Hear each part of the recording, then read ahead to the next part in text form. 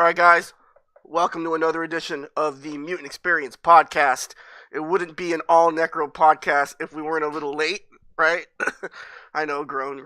But how you doing, guys? Tonight, we're gonna have a little fun tonight.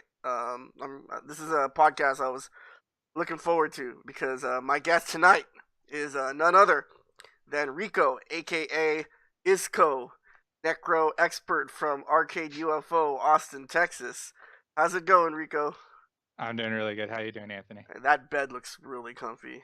It's super comfy. Like, is that how you get the ladies in there? Let's not so, get into that. so But you yeah, know, yeah.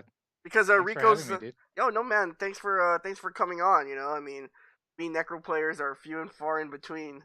So we're gonna have some fun and talk a little necro tech. Talk about some of the things that you experienced and learned when you went to Japan a couple of years ago. Right? But before we get started, just wanted to show everyone my shirt. Ah, Just wanted to, obviously, yep. since Rico was on the stream, I had to wear my Bucky shirt Bucky's, that's right. that I got And when you I was at pronounced it Texas right too. Showdown. Really? How do you pronounce it incorrectly? Some people call it Busey's. I don't know. Busey? But it's definitely Bucky's. See? Definitely Bucky's. Yeah, I don't know. Yeah, I don't know. Well, Colton, shout outs to Colt 45. He said Bucky, so I just went ahead and went with that. Yeah, man, I went to like a giant Bucky's, like, cause I think I told you this before, but me and Colt and my wife, we drove from Austin to Houston for Showdown, Yeah. and Colt stopped by this giant Bucky's. Um, They're I they're mean, there are a all lot. giant like that. Are That's they all like that? Yeah, they're all like that. I mean, they're kind of like a requirement whenever you go on a Texas road trip. It's just something you do. Wow. It's just like a giant gas station, but it's like basically a theme park for gas stations. It's ridiculous. Cause this Yeah, Bucky's was huge, and like, yeah. They're bigger than Walmart's, and it's like a gas station. and Colt was even telling me that this isn't even like the biggest Bucky's, Yeah, you it's know, they're pretty crazy. and they have everything inside, food, obviously clothes, and all just a bunch of useless shit, right? but Well, they had a yeah, giant Bucky statue. yeah. Uh, Well, I don't have anything from New York because I haven't been there since God, I guess 2006. yeah. But I got my Texas Showdown shirt on, so Okay, great. Definitely. Right. You gotta represent where you're from, the yeah, Lone Star State. I'll do a little Well, advertising for Texas. Well, hopefully Texas Showdown next year will be as sick as it was this year or this past year. Yeah, for Oh, sure. Definitely man. want to talk about Texas Showdown a little bit and a little bit. It Mhm. was awesome this year. I thought. Yeah, I think it was obviously my first Showdown, and I thought it was run really well. Shout outs to Katie Alpha for hooking everyone up and making sure everything ran smoothly. Yeah, But enough with Katie because he's not the guest tonight. You're you're yeah. you're the guest of honor here. It was probably the best showdown in about 3 years. I wasn't Hmm. at that one 3 years ago, but supposedly there was a giant turnout. I came the year after. There was about 20 or 25, but the year before there was something like 40 entrants. So Wow. yeah, that was 2014, Mm. I think. Yeah. So speaking of history, Rico, Anyway, obviously yeah, we've hung out together, we've broke bread together, we've drank together, but we haven't really gotten a chance to kind of learn anything about each other. Um, well, that's why I'm here. so how did you get into video games? Because I think you had mentioned in private that you actually were a music gamer, right? Is that Yeah. right? Yeah, I mean, I don't want to get too much into that because it's a Third Strike podcast, but it's part of my history, so Well, definitely want to talk about it a little bit. that's okay, Rico, because Um, usually in arcades they always, for some reason, put the third strike yeah, machines right next to the DDR right. machines. It's It's every arcade right next to the DDR machine, and UFO is no exception. hmm The DDR machine is literally like 3 feet away, Yeah, I don't know why they and do that. there's the people waiting to play are always like rubbing up against the Third Strike players in it. But if that But but if you that know, was but if that wasn't the case, then we wouldn't have a Titan like Chris G. Because that's the only reason he started playing Third Strike, because it that was how it he was got so good? because it was right across from the Third Strike machine at CF. So Wait, shout outs to Music Chris, Games. are you saying Chris G was the music game player? Yeah, he played DDR. He was Really? I amazing didn't at know it. that. Oh yeah, man. Yeah. Huh. He'd, I don't know too much about him, he'd get the but sticks all sweaty, and we'd on be that all giving note, him a hard time. And yeah, on that note, Ryan Fubarduk also was a music game player who switched over. oh, was he? Yeah, even before. Yeah, he like back in the day, he was like one of the first people to like double A V on DDR when it first came out, Mm-hmm. and that was like a big song when it came out. But that was like his, I don't know, height of music games, I guess. Mm-hmm. But yeah, so I got into gaming around 2003, Mm-hmm. into DDR. Back then we had Einsteins, and I mean the community had always been kind of split up into like music gamers, fighting game players, and I feel it's still that way today. Mm-hmm. Um, so up from 2003 up until I started playing in 2009, it was all music games for me. I played DDR for a few years, 3 or 4 years. Mm-hmm. Even when I went to college, I was still playing DDR. I picked up Beat Mania in around 2005, I think, around Mm-hmm. that time. And from 2005 to 2009, I think I only played Beat Mania. Wow. Yeah. But you used to Um, play video games though, still, right? Like in terms of consoles and oh, stuff, or. I've always played like, console games. I Mm-hmm. played a lot of Final Fantasy when I was younger, know. The game I grew up on was Final Fantasy 4 on the SNES. Uh, Yeah. uh, American 2. Uh, so Yeah. I mean, Much better than 6, I think. yeah, I I think actually story never wise, finished 6. Final Fantasy 4 is superior to 6. Don't you think? I mean, I 4, don't know. uh, I never finished 6, but 4 has always been my favorite. I don't know. Who's your Just favorite my character in 4? favorite character. I don't know. I guess Cecil, he's a hero, but Yeah, yeah, Cecil's all right. I mean, I could just say Kane like everyone else says, right? But whatever. I kind of Uh, like Tella for they're some all reason. the whole cast is awesome. Yeah, Yeah, right. Tella's badass. But that's the thing You about can't pick them. Final Fantasy VI, right? Like there were so many fucking characters, and like you couldn't really get to know all of them. The way you got to know the Final Fantasy II characters. But anyway, yeah, go ahead. Sorry. Yeah, no, that's cool. Yeah, you can pick anyone from 4, and they're all good characters.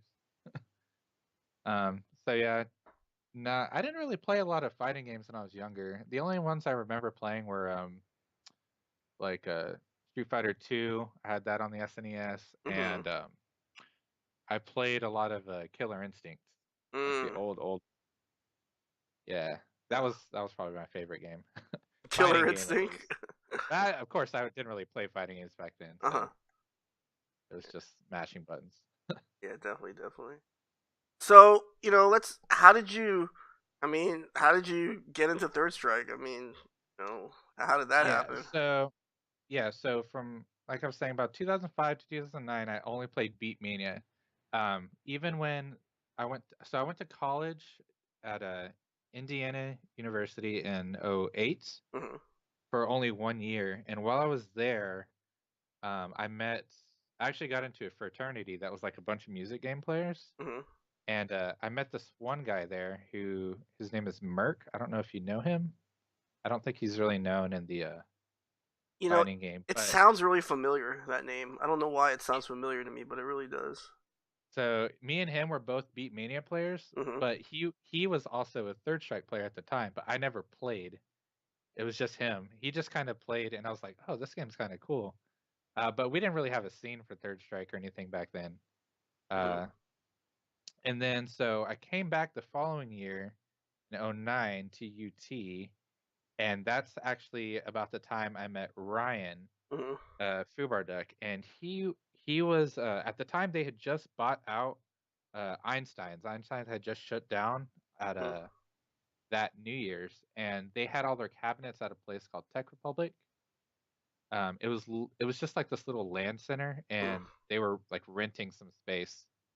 Uh, and I remember that's the first time that I had ever had any interest in even trying to play the game. mm. And I don't know if it was that like maybe the music scene was dying, but that's the first time I remember like, wow, there's like a lot of people playing this game. Maybe I should like give it a try. So Third Strike was actually my first fighting game. I didn't start with anything else. Well, you did Uh, play Killer Instinct, but I get you. that doesn't really count. Your first I, FGC game, I guess. well, let's put it this way: playing against people, because back Yeah. then you're just like playing the computer. Oh, okay, okay. So you know, And I'm only playing so, the computer. That doesn't count. wow, so that was like your first like competitive fighting game, Third Strike. Yeah, so I was friends with a few guys. I'm friends with this guy Josh, who he was actually he's actually married to Chrissy, who is one of the owners of Arcade UFO, Hmm. and me and him actually went to high school together. So it's weird because he was a music game player also, but I kind of played with him when I was learning, even though he didn't really play either. But he's also one of the other people who got me to like try playing Third Strike. Hmm. Um, So I just remember being at Tech Republic and not knowing anything about the game. Everyone's playing, and uh, it's funny because at the time I had no idea Ryan was even like a big fighting game player. Like I had no idea he was good or like people knew who he was. And I just became friends with him, and then we started playing.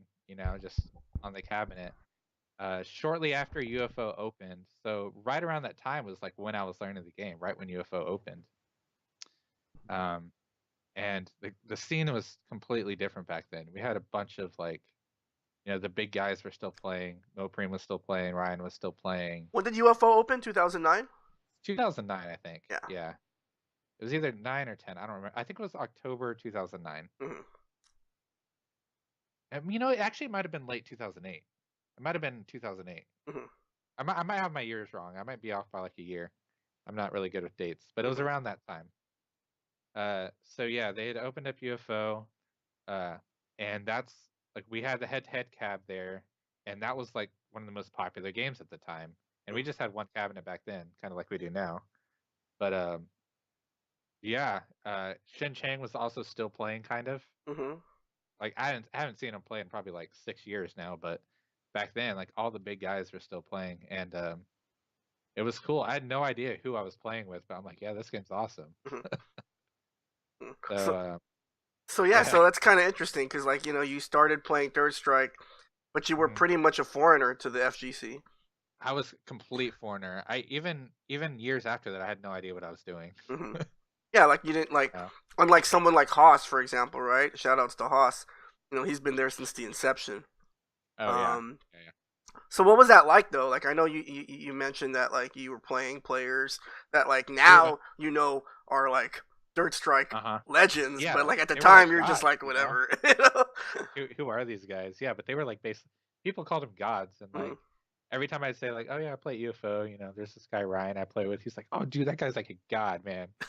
You practice with him every day. That's like crazy. Uh-huh. I'm like, yeah. Was he the uh, main person that you started playing Third Strike with in terms of y- learning the not game? really. He was around. But I think already at that time he wasn't playing as much, or at least not like in Well, the 4 was out community. already by then. Yeah, that's right. Four was out, so he was already playing four. Hmm. Most of the like big guys switched to playing four. Yeah.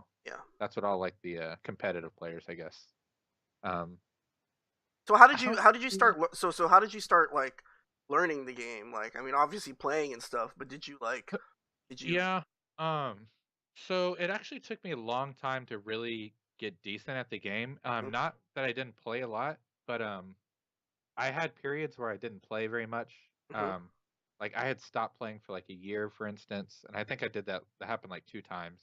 I don't think I played like during 2010 and then like 2012. I stopped playing again for like it was like a year to a year and a half period of time.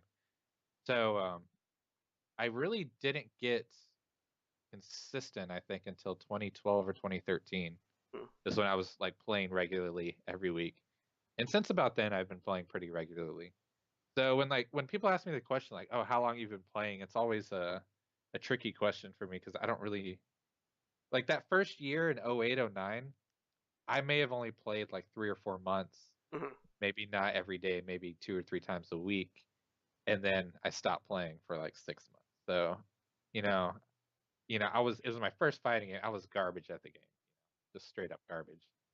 So is that really when I started playing, or did I start playing in 2011 when I picked it up again, or like in 2013 when I picked it up again? I don't really know, Hmm. but So when you first picked up the game in 2000, well, we'll just say 2009.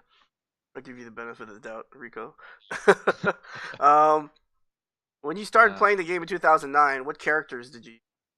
Which characters did you? um, yeah, that's a good question. I think my first character was Ryu. Okay. Yeah, that's right. Ryu. And I remember I like watched all kind of tutorial videos. I don't remember what there was at the time. Uh, I I played Ryu probably for that first 3 months. I don't think I ever touched Necro. Hmm. Um, I didn't spend too much time like um, messing around with the different characters. I think after Ryu, I switched to Necro. So I don't think there was anyone after that. Um, And during that first year, that's when you switched to yeah. Necro, or was it 2011 when you started using it? That was 2000. I think it was I think it was that first year. I think it was probably 2010 when I picked up. Yeah, I think it was about 2010 when I picked up Necro. But I think shortly after that I like quit playing for a while.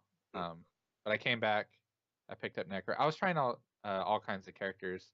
Mm-hmm. When I first started, I was only playing at UFO. I don't know Yeah. for how long.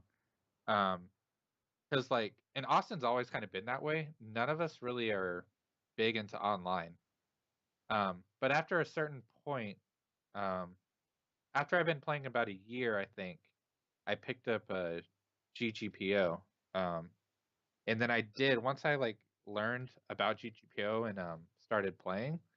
Then I got like completely sucked into that, and I played a lot of GGPO for like a while. Um, and I think I was already playing Necro at that point, but it felt like everyone I ever played against on GGPO was just like a god, and I knew it was just because I was garbage back then. But it was almost like 90% of the people's I couldn't even like win a game.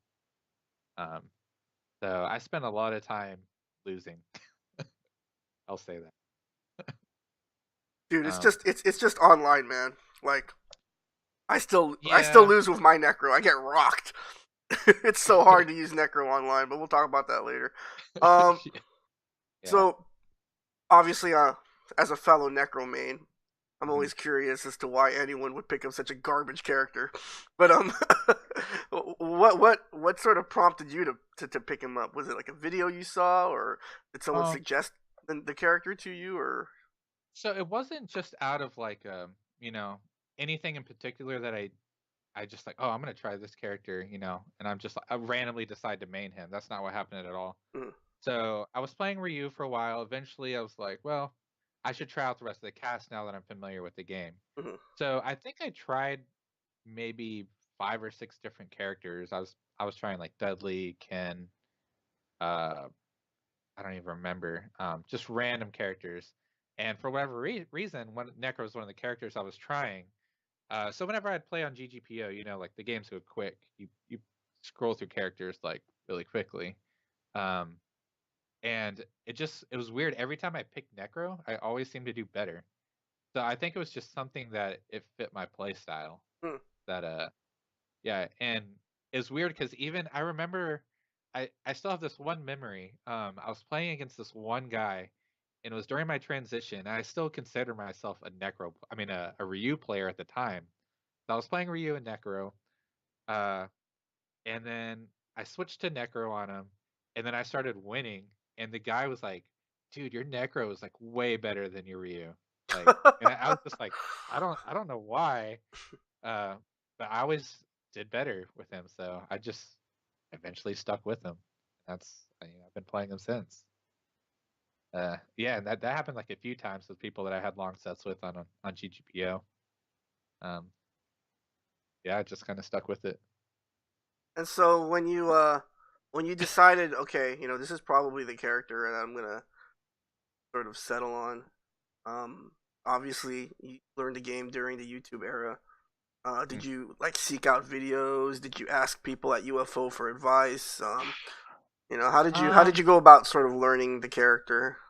yeah, I didn't. I'm not really the best at like doing a whole lot of research. I Hmm. watch some videos now and then. I can't even remember at what point that like the Sugiyama videos became popular, and I started watching those on YouTube. Hmm. I don't even think they were around yet. Maybe they might have been. Hmm. But I think because actually Ryan was a Necro player before, and not many people know that. Before he switched to Chun Li, uh, and I think after I picked Necro, he was like, "Oh yeah, I can help you with some tech." Not that he ever really did, but I think he played Necro a little bit. But for the most part, I had to figure it out for myself because we didn't have any Necro players. Um, there was one Necro player, like way back in the Einstein's days, and I always hear about him because he was like the only other Necro player to ever come from Austin. But Are you talking about Asian Hitler, yes, I who believe. made top eight at Evolution 2007? Yeah, Asian Yeah, Hitler. yeah, He's one of the earlier Third Strike Austin players as well. Yeah. yeah.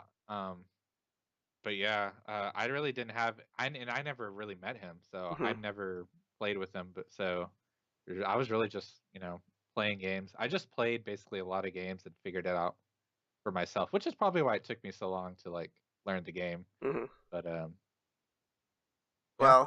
Well, I had help, and it took me a long time to get to where I was too. So don't feel bad. You're probably ahead of the curve. Nah, it's um, it's all good.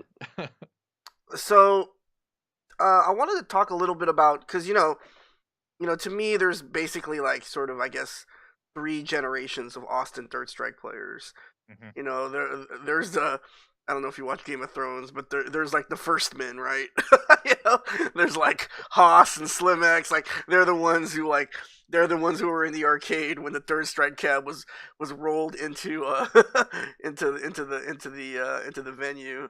And then there's like and then Shen, of course, and Hmm. then sort of Mopreme, Fu Barduck, Asian Hitler, Hmm. Starboy. They all sort of came. They came Hmm. afterwards, and then there was that lull, and then you guys came, right? You, Yeah, Luke, Joe Query, uh, yeah, we're uh, definitely.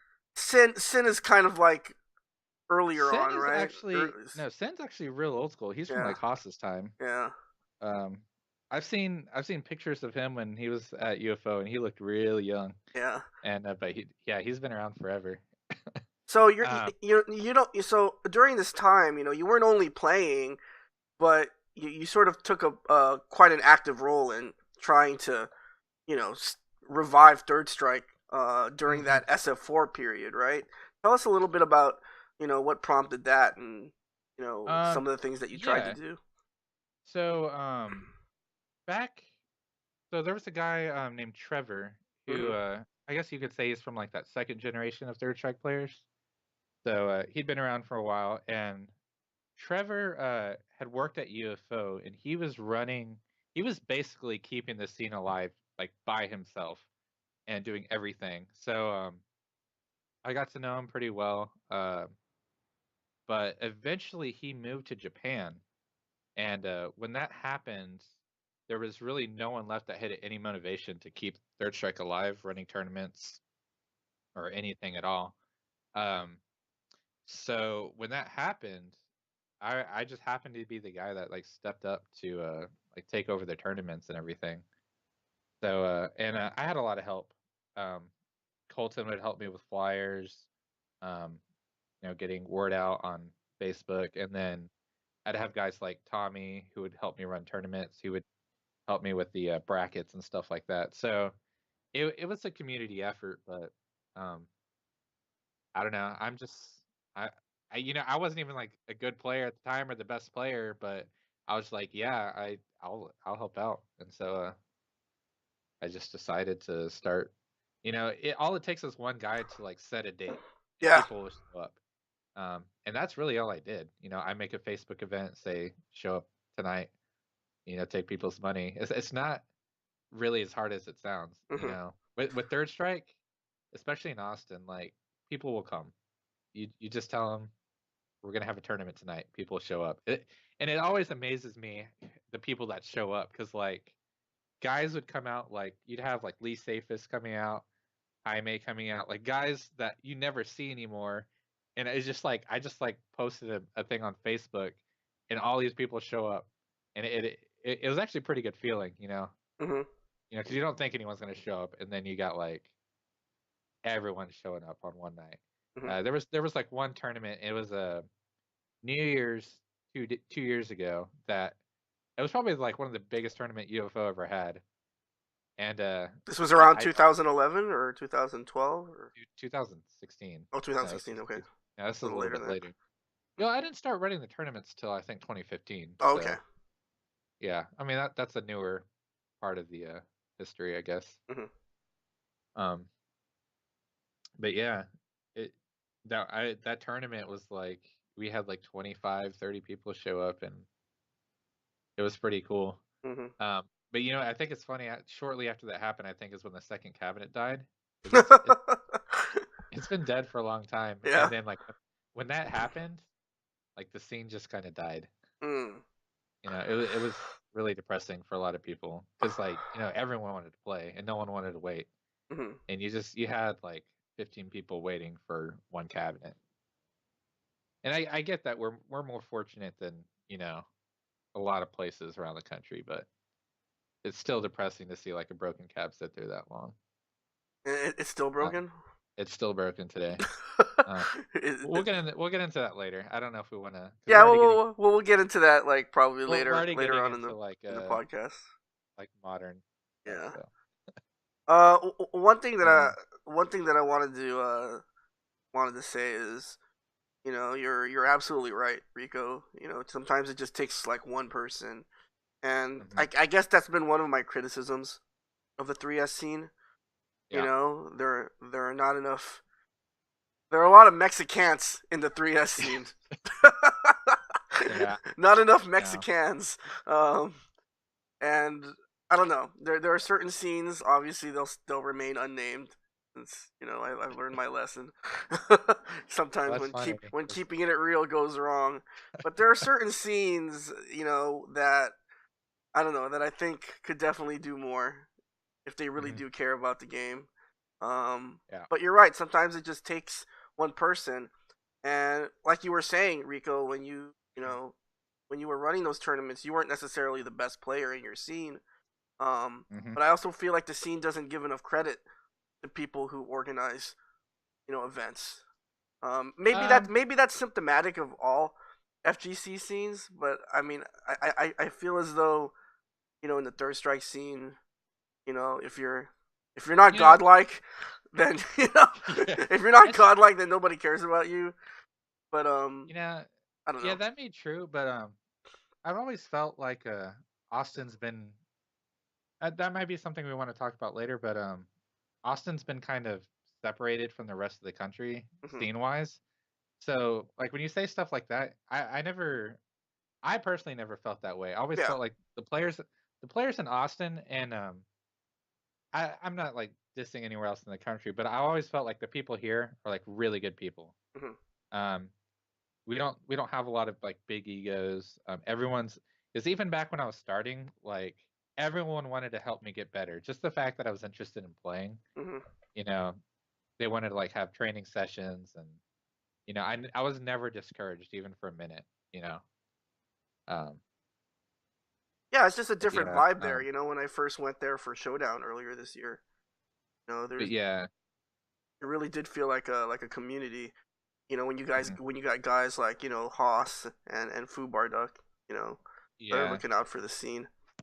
It's funny because we never really have conversations like who's the best player in Austin. That stuff like that just doesn't really come up. Yeah, right. Like I bet more people outside of Austin have that conversation than you guys do. All Well, you guys care about is where you're gonna get drinks after exactly. I UFO. was just I was just about to say that we're more concerned about like when is the time to hit up the bar. you know. Um, but Yeah. yeah, like as I was saying, I was never. I always felt like I got a lot of support when I was trying to like run events. Mhm. You know, I people gave me recognition. They definitely appreciated what I was doing, trying to keep the game alive. Mhm. It was maybe a little bit hard. I might have tried to do too much. Not asking for enough help to like run tournaments, but I'd have guys like Tommy, like, man, you know, you're struggling a little bit. Let me help you out, and he'd run the brackets, and I'd just be like, you know, it makes my day so much easier because I'm also trying to commentate at the same time, call Yeah. bracket, and I'm doing way too much, you know. Yeah. Um, Yep. Got to yeah, put other people to work. yeah. I also we had a lot of issues with our stream. Um, I tried to put in some work. Got ended up fixing the stream, so the stream kind of works now. Although I haven't run it in so long, just because I don't know. It's been a kind of weird year. Yeah. Well, Um, we'll definitely talk more about the future of UFO later on in the podcast. But I right. think now is a good time to take a break. And Okay. when we come back, we're gonna talk a little bit. We're gonna sort of focus the conversation more on this shitty ass character that for some reason you and I just insist on using. And obviously Somehow somehow I win the most games with this shitty character. you, I you, don't know you how. know what I think it is, and we'll get more into this. We'll get more into this after the break. But like, have you ever had like, and Rico is gonna know what I'm talking about because he's a Necro player. But I feel like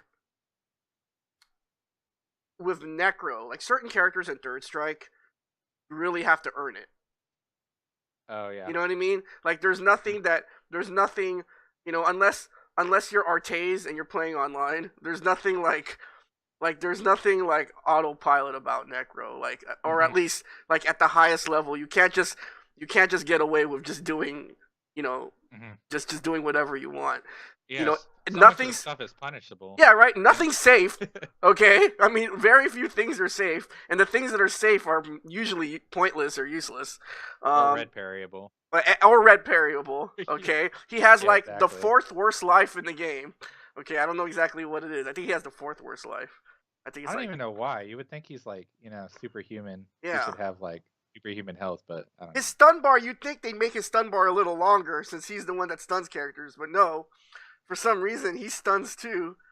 You know Yeah, what his I mean? body's like trained to handle electricity, you would think.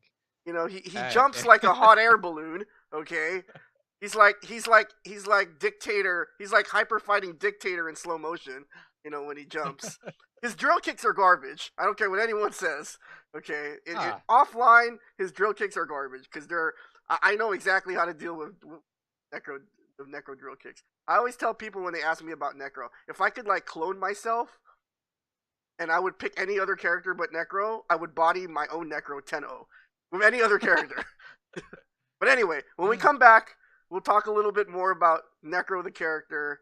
Because for some of you who may not know, uh, Rico actually spent some time in Japan. Went to Cooperation Cup 14, I believe. yeah, 14 in 14, 2015. and he Yeah, was part of one of the Japanese Necro teams at Pre Co-op Cup. He got right? to spend time with the Necro Masters, which I can Yeah. only imagine was probably a sad lot. But they do seem happy, and from the pictures that I've seen. So No, when we I come don't think back, that at all. They're a they, great group of people actually, yeah. but yeah, we'll get into that. So when we come back, we'll talk more about Necro, the character, and we'll see if we can pick Rico's brain, as far as some tech that he got over there. So in the meantime, guys, if you have any questions for either me or Rico during the podcast, just go right ahead and type them in the chat. And we're going to take a quick 2-minute break, and then we'll come right back. Remember, guys, you're watching the Mutant Experience, so don't go anywhere.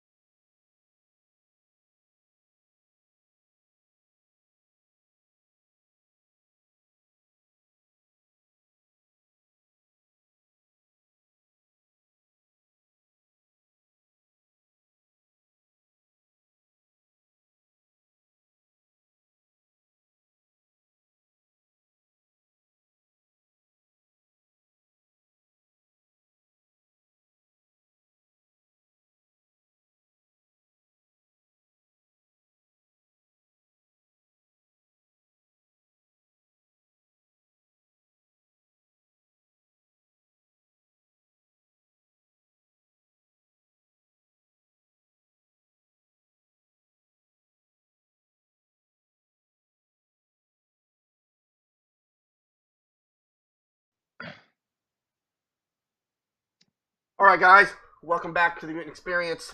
Once again tonight, we have as our special guest DJ Izco, aka Rico, Austin Arcade UFO Necro player. And so, before we go any further, Rico, tell us a little bit about your name, Izco. Yeah, we were Um, just talking about this. So, I actually got the name Izco way back in like fourth grade. I don't know. I just had this one friend who I don't talk with him anymore. I know we're friends on Facebook, I think, but he actually made the name up for himself. I have no idea where it came from. And then one day he started calling me Izco, and I'm like, all right.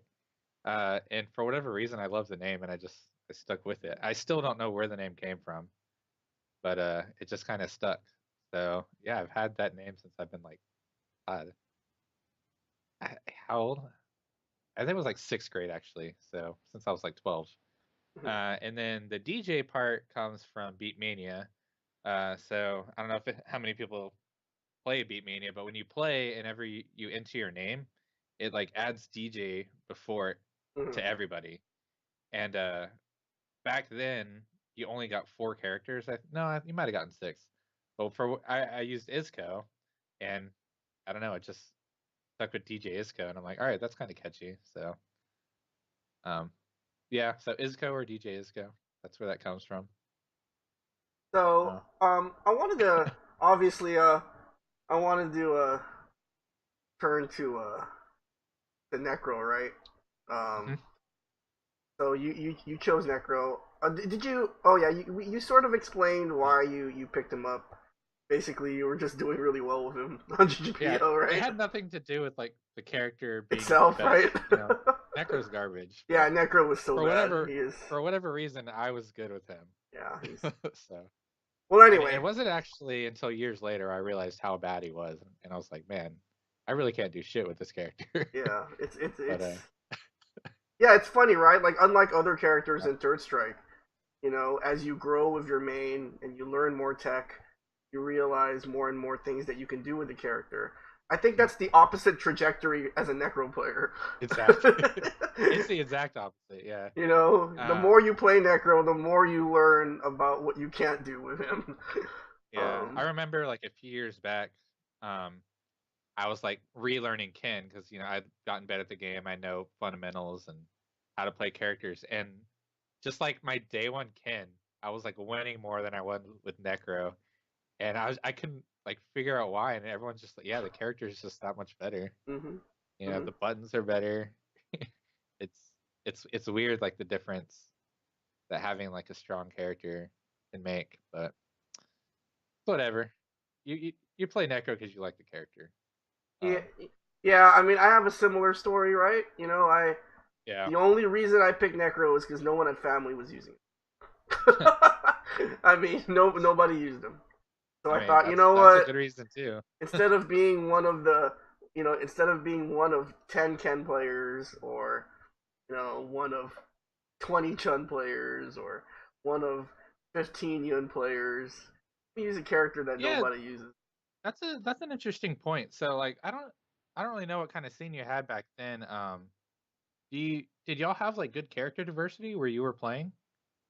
Um, Yes and no, not really. Um, we had as far as family goes, there were no Yang players. After I don't know if you've ever heard of this player, but there's a legendary SoCal Third Strike player. His name is Geo, and he was the only Yang player. And then when he quit fighting games, no one picked up Yang. So there were really no Yang players in SoCal. Um, there were no Necro players. I mean, just a handful, but not really anyone that was of any note. mm-hmm. Ibuki. There was actually one Ibuki player. His name was gosh, damn it. He was really fucking good, and then he moved to Texas. Well, anyway, Moved to Texas. It wasn't yeah, Marcus, was it? No, no, it Marcus has been in wasn't. Texas forever. Um, Like Austin or no, somewhere like near the El Paso area. oh, okay, somewhere random. I wish Rennick was on the stream. He knows who I'm talking about. But basically, this Ibuki player, he parries everything in the air. Like you cannot. I don't think he's like. I don't think he's ever gotten hit with anything in the air. he parries. Really? He parries better than in the air than he does on the ground. Um, Sounds a lot like Marcus. and so as an Ibuki player, I think you that's know, just an Ibuki thing. as an Ibuki player, you know, Ibuki Yeah. likes to jump in and stuff. So anyway, so yeah, I mean, in terms of character diversity, yeah, I mean, Yeah. we did, I guess, but there was definitely no Necro players. So, Yeah. and I So started actually, out as a Ken main, so yeah, we kind of have a similar situation here. Even since when I started, we had we actually didn't have very many top tier characters. We had a couple people play Ken, but for the most part, we had people playing all over the map. You know, we have like Akuma, Ibukis, Urians. We had Mopreme plays Ryu. You know, we just had like all over the board, but we never ever had a Necro player. Um, and I remember when I started playing Necro regularly, I'd always have Marcus come up to me and be like, "Yeah, we need a good Necro player. You should keep playing him." And he always tell me stuff like that. Um, so I don't know. Maybe that was part of the reason why I don't really think it made that big of a difference. But yeah, we definitely didn't have a Necro player. At least we've never had one since I've been around.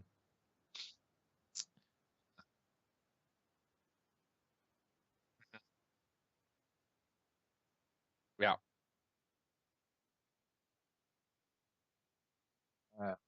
2000. It was Co-op Cup. Shit, no. Yeah, 2016. Uh, January 2016, Co-op Cup 14. Yeah. So yeah, so it's my first time going to Japan, and I'd always wanted to go to Japan for years, even before I was like into fighting games. Ended up being four of us. It was me, Shinichi, Luke, and Sin. Uh, you know, we're you know four of the guys that play the most. Sin maybe not as much, but honestly think Sin went more just for like just to go to Japan rather than Co-op Cup. But yeah, I think one of the reasons that I actually went was because of Sheen having like a friend from Japan. yeah. Uh, So you're not yeah, completely clueless when you're over there. yeah. I was never like worried because I knew he was there. hmm You know, I don't know if I would have gone. I probably would have gone eventually, but I might not have gone that year if he didn't go. Yeah. But Sheen's actually he's he's really good at just like making plans. He doesn't like bullshit. hmm He'll book his ticket and like not even tell anybody. He'll be like, "Oh yeah, I bought tickets. We're going." You know, uh-huh. he doesn't. He kicks your butt into like actually doing something. So Yeah. that's one thing I like about him. But yeah, if it weren't for him, I would have never gone. hmm So planning for Co-op Cup, I was so lucky that whole trip. There were so many things that I don't even know how they happened, like getting on the Necro team. But that happened. Did Sheen help you with that too, or? No, it was actually all Yuki. Mm.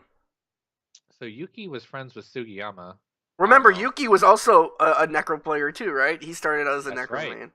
Yuki's actually still got a pretty sick Necro. Yeah. I've seen it a couple times. It's been a while, but I Eh, know it's sick. he's just sick in general, so. He's just sick. Yeah. Yeah, even Sheen, he went up to Dallas for absolute battle, and every time he hadn't. I'm sure he hasn't played in like what 6 months, but Yuki's still like kicking everyone's ass. hmm But anyway, yeah, so he was friends with Sugiyama, and it was a lot. He played middleman for like me and Sugiyama, hmm um, and only it wasn't only until later when I found out like how they actually do all their planning. They've got a line group called Necro Village, and Wow. that is like Necro Village. that. Yeah, I might have told you about it before, but it's basically that's like their core of the community is hmm this line chat that they have, and I think there's 26 or 27 people in it now. hmm uh at the time I joined, I think it was like the 25th, but that didn't happen until I was already in Japan, and hmm it was the night after pre co-op cup.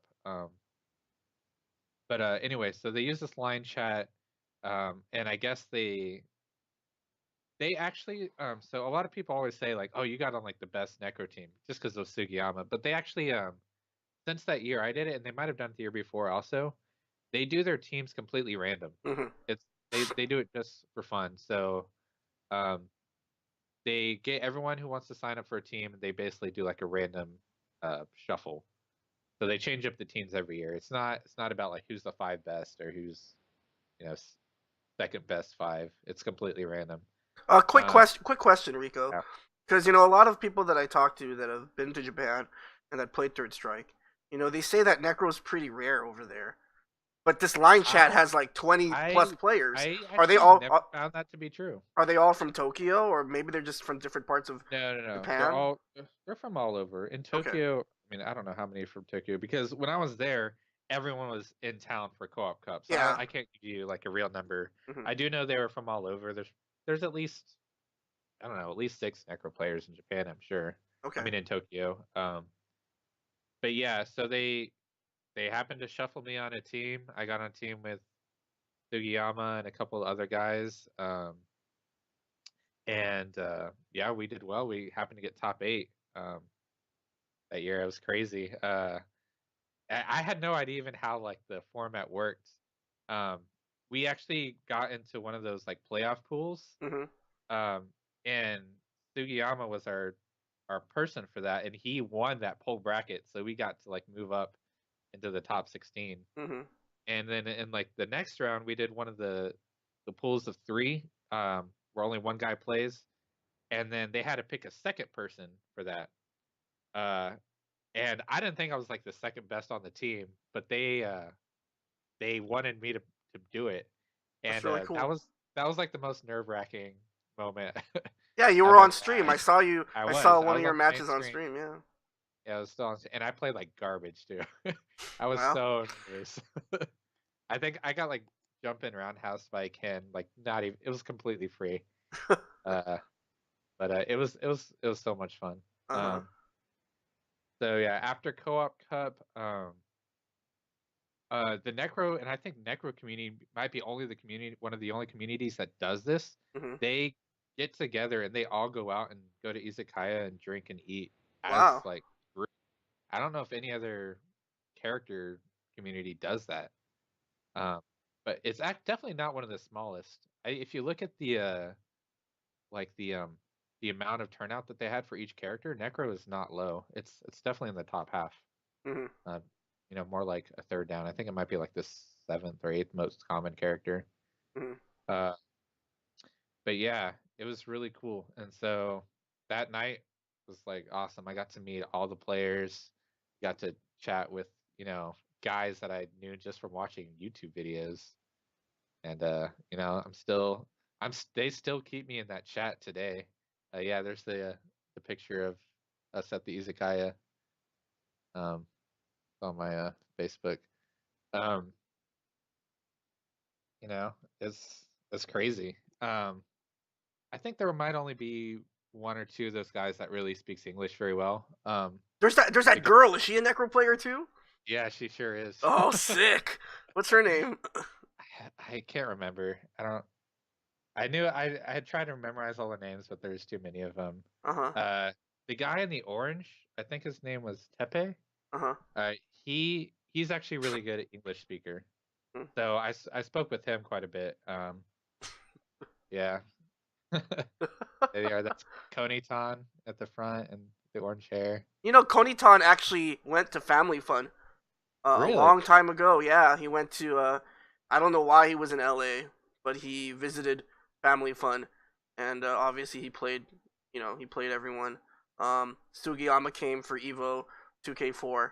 Obviously, the famous Evo 2K4, the greatest Right. 2K4, I think, in my opinion, And humble opinion. so the guy across from me, Hmm. uh, so the guy in the white shirt, the guy whose head is right above that, to the right, Uh huh.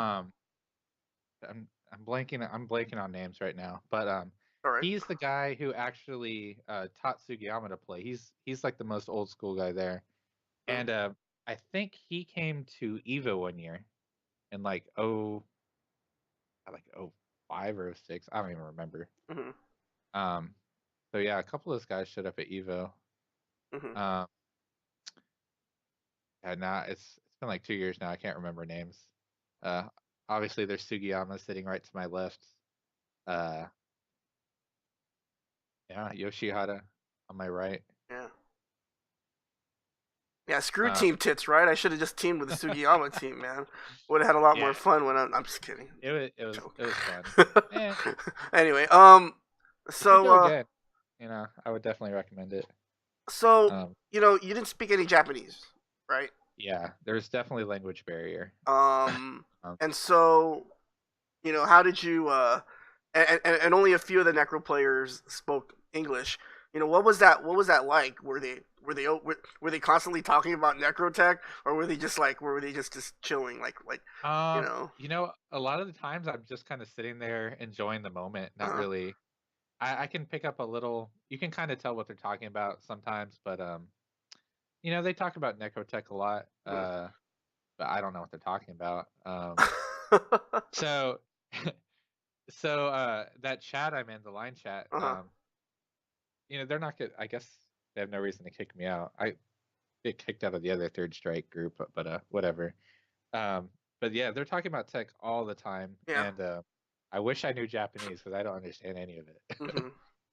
um, So, what were you able to sort of pick up? um, Because yeah. you're a relatively new player, and then So you were lucky enough to go to Japan and hang out mhm. with all these players. I mean, what were some of the things that you picked up, whether it's through observation or a what you lot, heard?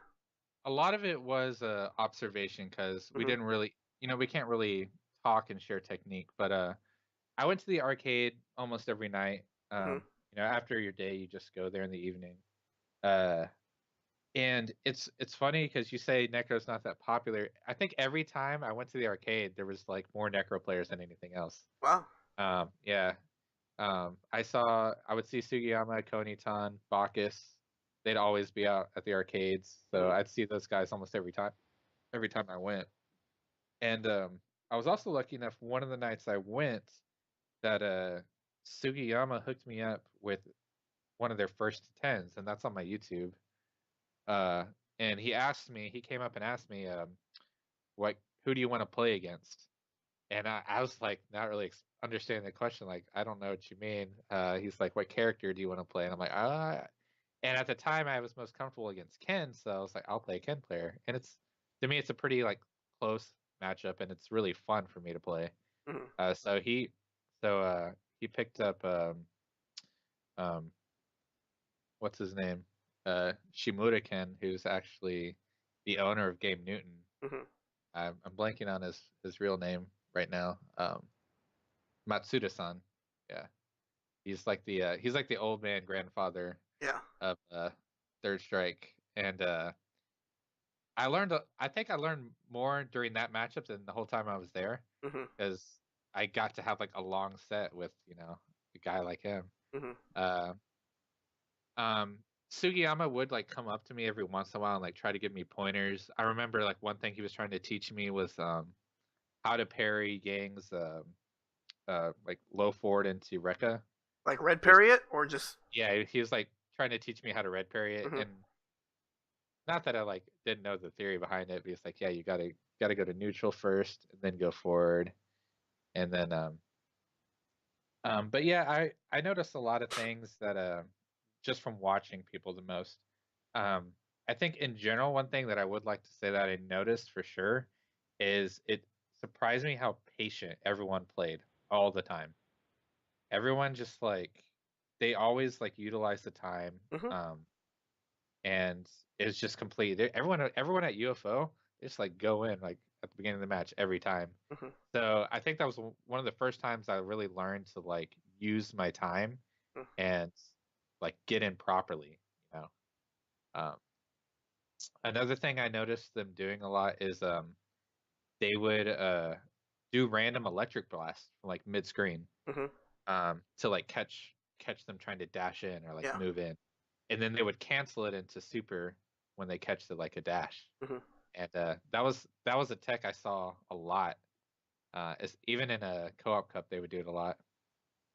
Um, Hmm. I don't know. Um,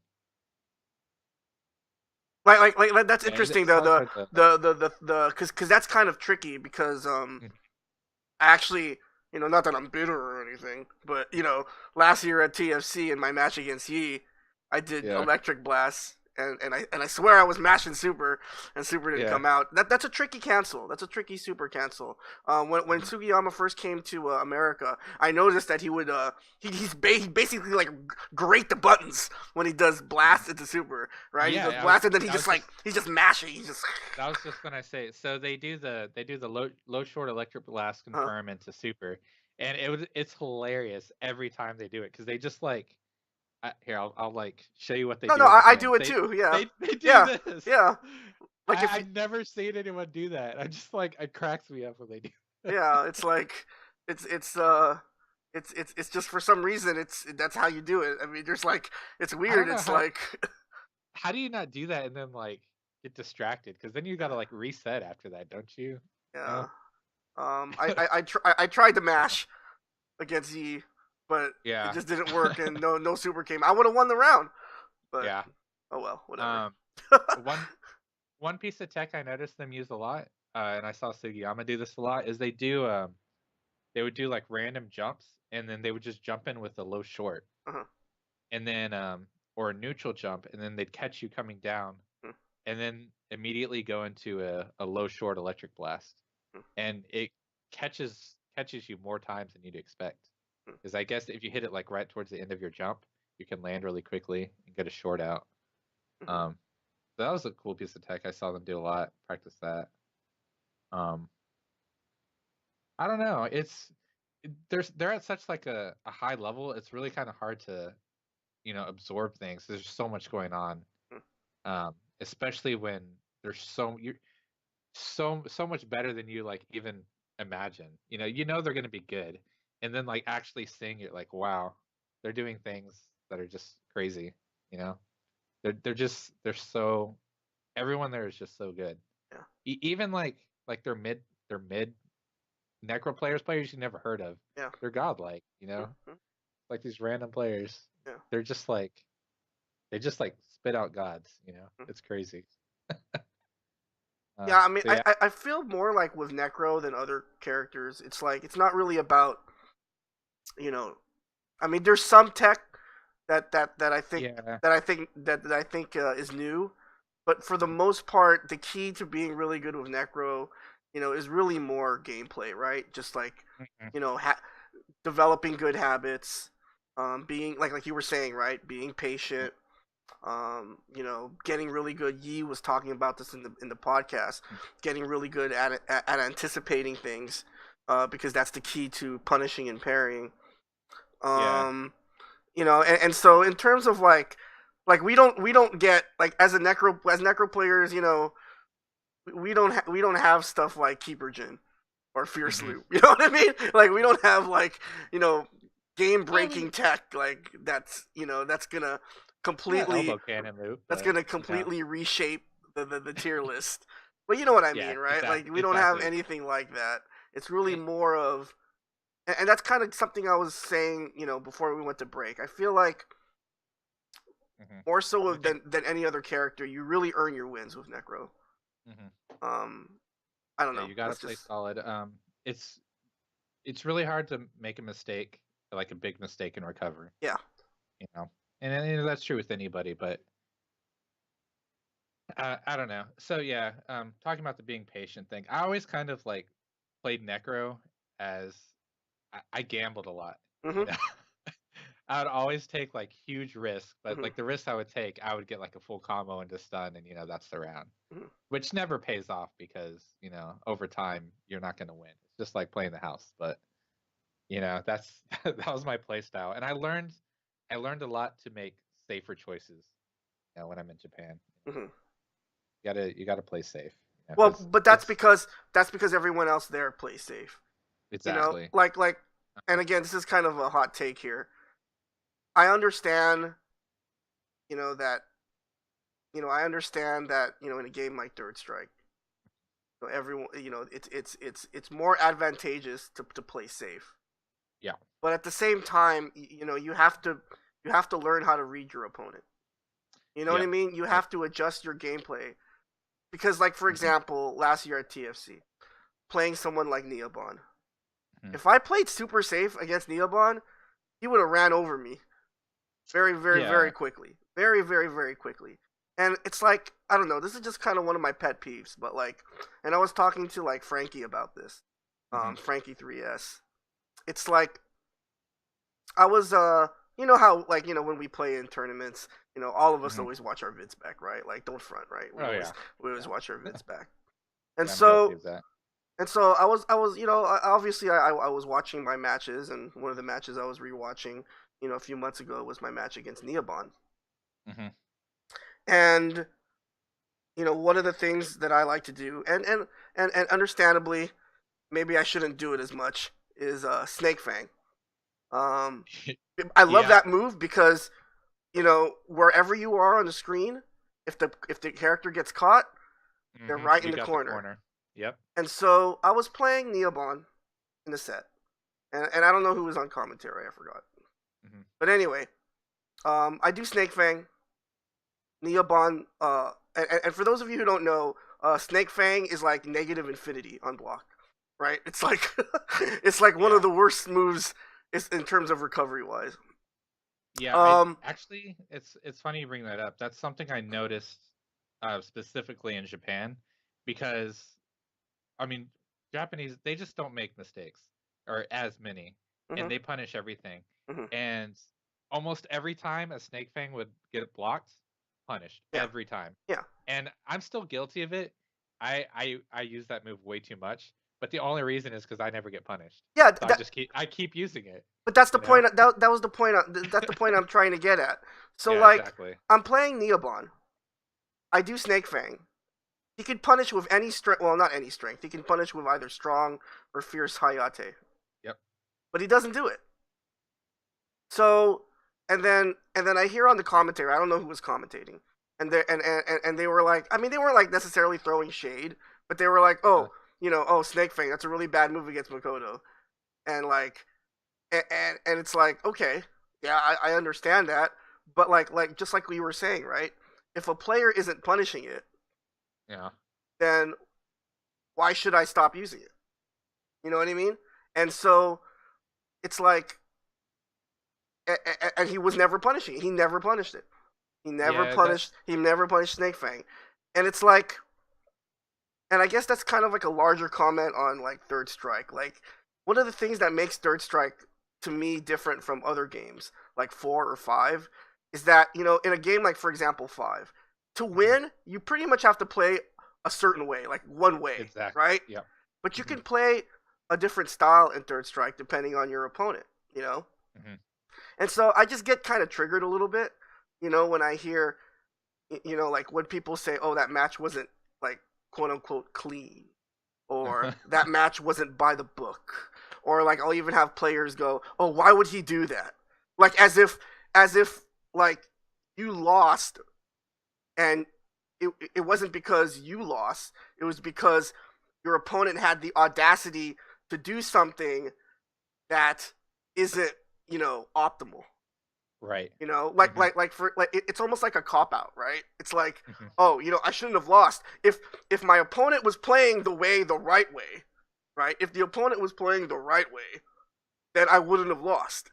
Therefore, I didn't do anything wrong, and I You didn't know, really lose. I don't know. That's the, just kind of like a tangent. But anyway, but yeah, you're no, right though, right? When you're playing somebody, make them, you know, make them make you adjust your game. You know what I mean? exactly. They have to earn the respect, you know. Yes. You can't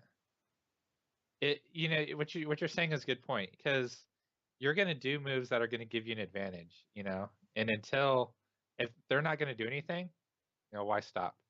You know, Mm. because you'll see a lot of players, really good players, do that.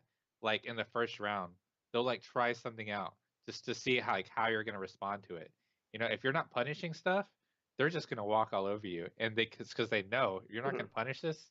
I get free. I can get in for free. You know, so that's a good point. Yeah. And a lot of it depends on the character you use, right? Yeah. Because, like, admittedly, Necro is so garbage. Like in terms of playing clean or whatever, or by the book or whatever. If you're a Ken main, okay, that's fine. If you're a Chun main, okay, that's fine. If you're a Yun main, Mhm. yeah, you're fine. But there are certain characters where you got to take a risk. to win, Yeah. because the name of the Yep. game is to win. You know, Yeah. and so I mean, I don't know. That's just to me. That's just kind of. Yeah. Do you want to talk a little bit about like Necros matchups in particular? I mean, yeah, man. If you want to, I mean, Yeah. they're all pretty Uh, bad to me. But it's funny that that night we're at the izakaya. One of the questions that they asked me in English, uh-huh, but they wanted to ask me, what character do you hate the most to play uh-huh, against? uh-huh. It was worded something similar to that, Mm-hmm. and my answer at the time was Chun Li. And when I say that, everyone's like, "Oh my God, Chun Li! I hate Chun Li so much." And it's funny because if I were to answer that same question today, I'd probably say Yoon. But those are definitely two really bad matchups. Oh my God! Don't get me started on Chun. Okay, okay, okay. All right. I'm anxious to say what you think is worse. You know, Yun, maybe it's something Yun is else. But definitely worse. Yun is I, definitely like I worse. said, today I would 100% say Yoon. Yun is Uh, definitely worse because there's yeah, there's there's stuff that you can punish against Chun, right? And you actually have an advantage, kind of have an advantage at a certain point in the round. when right, you have to get a strong start right when she Yes, has no meter. yes. When she's got no meter, that's when you have to And go you in. got to win that first round. You don't win that You first have to win round, the first just walk round. away already. No, I'm just kidding. Don't walk away. Yeah. But like, Well, if you want to increase your chances of winning, make sure you win that first round. Okay. Dude, or I would rather be locked in a room and play MOV a million times than play like, Mr. Bean. Like, you know what I mean? Like that Yun matchup is so fucking horrible, dude.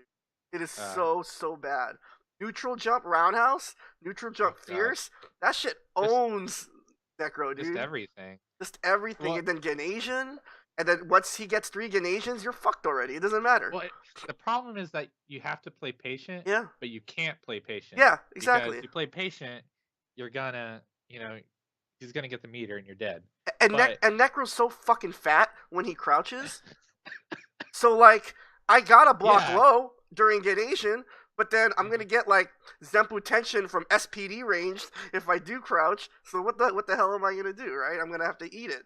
And and, right. and, and Necro has low health. And so even if the Yun player gets Zempu tension, he still has the potential to take like 40%, 35% Yeah, damage from me off of Zempo tension. That's some bullshit. So yeah, I would definitely play Chun. Dude, the Chun matchup yeah, is gravy compared to the Yun matchup. Like, but but here's the thing though, right?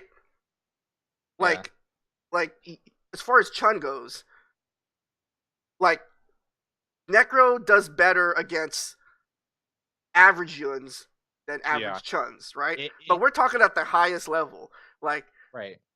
the Yeah, top Yun players will always body Necro. because here's the problem. I can actually do okay against Yoon, Mm-hmm. but the thing is, I'm very reliant on Yoon making a mistake, Mm-hmm. which in mid level, there's going to be plenty of mistakes to capitalize on. But I play Sheen a lot.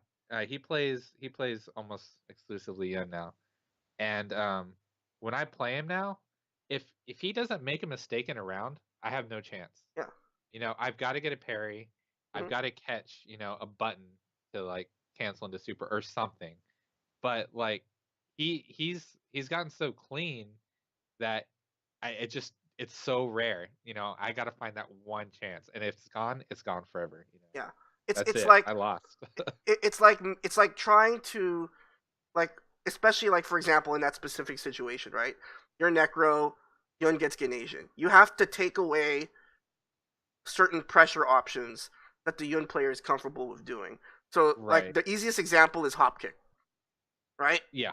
Well, You got it. Like if and it's not that hard because if you're the are you talking Necro about player, during an yeah, IGN during or like Ganasian, just just in parry it, yeah. parry it and punish it. So like during Ganasian, right? Yun players like to use hop kick.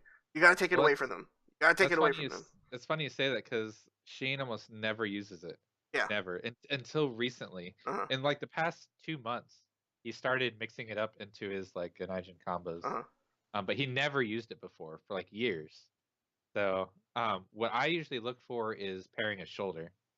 Um, you Like a pair your raw shoulder. shoulder, yeah, just a raw shoulder, Yeah. even a short one, like Mhm. at close range. Because when he's got you in the corner, he's gonna hit buttons to get the meter. and then usually what he does is he'll do a shoulder and then cancel it into super. Mhm. And when you do the short one, it actually comes out pretty quick. But if Mhm. you're waiting for it, you can see it, Mhm. and then that's your opportunity. Yeah. Um, but like I play him so much, he knows now that I'm looking for shoulder, Mhm. so he can't do it. So that takes away like a whole part out of his game. Mhm. He can't shoulder now. Mhm. Not that he's still at advantage, but just stuff like that. You got to find those opportunities. Mhm. And like another thing, this is kind of going back to my previous point about playing clean, right? So when Ganasian, when the Yun player activates Ganasian, and then they're doing their their tick bullshit, we all know that they're looking for Zen potential. And Yep. so, like, everyone says, "Oh, just take the command grab, take the command grab, take the command grab." But I don't know if you'll notice, but like when I play Yun players, I challenge the command grab, and Oh, then I do all the yeah, time. and it's like someone will say, "Oh, that's stupid," right? Don't do that. But again, you can't play that linear when you're using a character like Necro and you're playing someone so powerful like Yun, because The- what you do is you're putting something like it forces, like when I was playing Sheen when I was in Texas Showdown, he noticed that I was grabbing him right in between his mhm, ticks. I was, and they're guesses, right? They're absolutely guesses. Complete guesses. Yep. There is no 100%, that time bullshit timing. I'm just saying, okay, you Mhm, know what? He's gonna not press anything here, and I'm gonna throw him. And so, but what that does, right? It's not 100% reliable for me. But notice what that does for the Yun player is the Yun player then goes, oh, okay, he likes to throw, right? So maybe I'm gonna have to mix up my timing. I have to maybe stutter my ticks and stuff like that, and then the meta mhm, evolves from there, right? mhm. But then if the Yun player stutters their ticks, then the Necro player has more openings, and then the Exactly. adjustments have to happen, and that's how the game sort of progresses. But that will never happen. That meta will never develop if Necro player doesn't take a risk. You know what I Yeah. mean? Well, yeah. It's all about the opening. That's one of your few chances to even create an opening, Mm-hmm. because he's not going to go in until he has meter. So he's not going to get up in your face and push buttons unless it's going to. It's just how it works. Mm-hmm. So one of your few opportunities to create any pressure is to get a parry or a grab, Mm-hmm. and then you got the knockdown on him, and that's your chance. So you're right. If you wait every time and just take the command grab, it's just going to be an endless cycle. You know, he's going to What? get he's going to get another one. Yeah. One question I actually had about your time in Yeah. Japan. How good are the Necro players at red pairing? Uh, that's a pretty good question. I definitely noticed more players red pairing, but I wouldn't say it was like anything more than like I see from because when I was at TFC, I remember noticing like you guys red parried a lot, and I don't think it was any more than that. Hmm. I wouldn't say it was like ridiculously amazing. They do, it's actually funny because I do specifically remember them blocking. Like they would just block a lot of things. Hmm. They wouldn't go for a lot of risky parries. Hmm. Um, because if it's a parry, they know that they're gonna like if they fuck it up, they're gonna take a huge amount of damage. Yeah. Then they're gonna take the safer option. Yeah. They're not gonna risk something for something that's not gonna give enough reward. Yeah. So I I think do I, I I think think I did a stream on that, like safe parries, right? yeah, Like there are certain yeah, situations that are safe, even if you yeah, fuck up. Yeah. yeah. They're not gonna risk going for a bad parry. Mm-hmm. I mean you would see red parries every once in a while, but I think for the most part, they do a lot of just regular blocking. Mm-hmm. Um, and of course, for them, blocking is pairing, so they call it guard. Mm-hmm. uh, yeah, that's where to get used because you hear certain words when they're talking, and you hear blocking, and That that's what means they parrying. Yeah. yeah, and they call it blocking, and that's the word they use. It's not like Mm-hmm. a Japanese word. And then guard is gado, Gado. uh, gado, something like Yeah. that. Yeah, so you would hear them say guard, Yeah. and And that's what they mean by just blocking. and then on the flip side, right? You know, as Necro mains, we know how shitty he is. Like in terms Yeah. of his priorities. Everything is minus. Like one of the things that I did a few years ago Hmm. is I just basically went through the entire cast and I Hmm. tried to figure out what was safe and unsafe. Hmm. With Necro. Which was it was pretty depressing Yeah. after I did that experiment. Uh, yeah, Like it's things that you just wouldn't even like just imagine like if you didn't have the frame data, like for example, Uh-huh. like Rising Cobra, right? The normal Rising Cobras are obviously minus, Hmm. but do you Well, you they're do so slow. but the EX Rising Cobra, you can super on react. You can super reversal Ken SA3 on block. Really? Yeah, I you didn't can even know block it that. because it's like -5 or -4 or something. Yeah, All right, I got yeah. my guide right here. You can block Rising Cobra, and then Ken Special. can SA3 as a punish on block. I was Yeah, I'm a that's right. reputable journalist. So just to double That's right. check, I went into training mode real quickly, which is why one of the reasons why we were late. And so Yeah. another thing too, Necro's back fierce, the Hmm. close one, the little uppercut thing, that's Yeah. reversible by Ken SA3 too. Yeah, I actually saw that a few times Yeah. when I was in Japan. Yeah. It has to be It's reversal though. It has to be reversal timing. mhm. It has to say Yep. reversal. Um. Yeah. So So yeah, so the Necros EX, yeah, suck. Rising Cobra EX is -3, and then all the other versions are -6. Yeah. And actually, the medium version is the same startup as the EX. That's kind of weird. I mean that move's garbage anyway. I mean I've seen I some people actually, I've seen some people use it, but I cannot. um, Maybe it's just garbage when I try to use it. I just don't know how to use it. Like so one of my own personal techs, I mean, it's my tech, so it's probably not really great, but I actually do what I'll do a lot is the back short, uh, like the little the his fastest move. So I think that's Necro's fastest move. It's 2 frames, I believe. back short. Yeah. Yeah, back short, and you can cancel that. And what I do is I cancel that into the short Rising Cobra, and it works all the freaking time. I don't know why. Mhm. I use that tech a lot. Yeah, frame data is weird because, like, for example, like we were talking about hop kicks during Ganasian, right? Hmm. Um, what's the blocked advantage for hop kick during Ganasian? Yeah, I have no idea. I mean, I swear I know it's minus, but Really? like I think it's minus.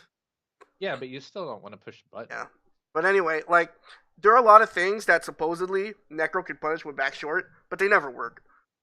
And so I'm not Well, really sure exactly. Maybe it's the funky hurt box or I don't know what it it doesn't have a is. lot of range.